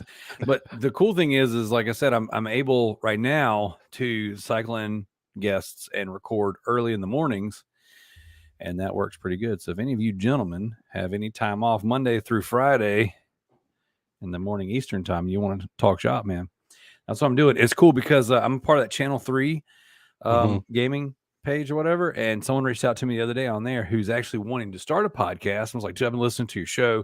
I really want to come on and talk. And I'm like, well, hey, I got a spot for you. So it's cool. It's working pretty good. Loot Bros Podcast. That's where me and my friends get together and talk about games and whatever else we make it to. And we definitely and we'll always make fun of anime. Oh, stop. So so you got the Loot Bros Podcast going. Also Ninja Loot. You just dropped everything on Spotify, didn't you? So I've been sitting on a lot of music for a long time. And the original plan in 2019, we got back together and started re-recording old singles, reproducing them, make them sound really good, was we were going to work through our back catalog in reverse order. So the stuff we started with in 2006 was going to come out in like 2026. COVID hit and just threw the project in disarray. And one of our members struggled really hard through COVID. He was a traveling musician. He played full time, and it took his income away from him. He couldn't go anywhere, couldn't play. And then the places where you really go to make the most money are actually the places that had the strictest laws and were, separated. Right. You couldn't do anything for the longest time. So he ended up having to go back into the workforce, and that just really just drug us to the point where we didn't finish. We didn't even get close. So I think we put 8 or 9 songs on Spotify and all your digital distribution platforms or whatever, and then we kind of quit. And then I say we quit. It's just things that we just can't right now. Maybe one day. And then so I've been sitting, paying these hosting services to exist, but not dropping music. Last song I dropped was last December. And I have people reach out to me all the time. We had, for a band that doesn't tour, doesn't play shows, hasn't put out a song in a year, we still had like 228 monthly listeners on Spotify and around the same on Apple Podcasts or whatever. It's just like, we're not doing anything. You people are listening to really bad music for no reason. But some people reached out to me and were like, hey, are you guys ever going to, I get this all the time. You guys are going to ever put up music? I was like, I think what I'll do is I'll kind of, I don't want to say remaster because I'm not really doing much other than re-EQing and just trying to bring the levels up. I was like, I'll do a little bit of like spoofing up the old demos. Essentially, that's the definition of remaster. Well, it's not good. It's not a good remaster. So what I did was Switching up doesn't work. yeah, I didn't add more cowbells. It was not a full remaster, but so I just dropped 8 songs. I just called it demos and B-sides, and they're just songs that we recorded ourselves years ago when we weren't near as experienced or acknowledged in music production. And I just put them together. I changed the order for like we released a demo with 3 of the songs and an EP with 4 or 5 of the songs on there, and I actually changed the order up to the way I like to listen to them, to the way I think they make more sense in production. Also, the ones in the beginning sound better than the ones in the end do. So if you're going to make it that far, then it sounds like crap. It's like kind of like when you start drinking alcohol, you get the most alcohol when you first start, but then the drunker you get, the less they actually give you. So it's kind of my last band, the back of our shirt said, "The more you drink, the better we sound." So there you go. See, so you understand completely. So that's what I did. I just dropped 8 songs just for the people that listen and still support us after all these years, no matter how brain damaged they are. And it's funny, it went live today. Like I threw it up there. I use DistroKid to release our music, and I don't pay for the good plan where you can schedule your music. I pay for the base plan. I'm just like, hey, when it goes live, it goes live. I'm not even going to tell anybody except for maybe 4 or 5 people that are in music and kind of know, I think, Will, I sent it to you. Yeah, I got it. This is not good. Yeah, Will sent it to me today also. What do you play in the band? So I do guitar, bass, and a lot of the actual production side of stuff. So in this, I do the gang vocals and some backing vocal stuff, but like I've never been a vocalist before, and I just play guitar. All right, so yeah, check out Ninja Loot on Spotify, and what else? Of course, you got the ResidentDarrell YouTube channel. Don't you have a trophy thing going as well? So we are not doing it right now. I think they're moving the dates on the trophy competition. It's sometime next year. It could be the beginning of the year. So I think I'm in the actual trophy competition technically, but I'm not actively participating. It's just I get enough trophies to stay alive. And they did some big write-up on the website, and they're like, yeah, Darrell is the wild card. We don't know if he's going to show up or not. And I was like, I'm playing Silent Hill Downpour. Maybe that counts. So I try to get enough to exist in the trophy conversation, but not enough to actually be good at anything. It's the way I collect too. This is like I want to be a part of the conversation, but not in any real capacity that requires me to focus. Because I'm going to do podcasting, I'm going to do YouTube, I'm going to do music stuff, I'm going to do trivia hunting, and then I'm going to find a way to just exist in all those places, but never be good and never complete anything. All right, well there you go. So I think I plugged all your plugs. Is that the way to say it? I don't know, but that sounded like you just did make it the gayest thing that he's ever done. You plugged all of his plugs. Hey, wait! Don't you and James got a freaking tea bag to fucking go order from England? Get the hell out of here! Let's go, buddy. All right, so for me, thank you, Darrell, Sean, James. Thank you for showing up. Yeah, thank you all for listening, and enjoy it, guys. Thanks, Darrell. Thanks for being on. I'm gonna try and nail this outro. So wish me luck. Good night, everybody. See ya. For pervs.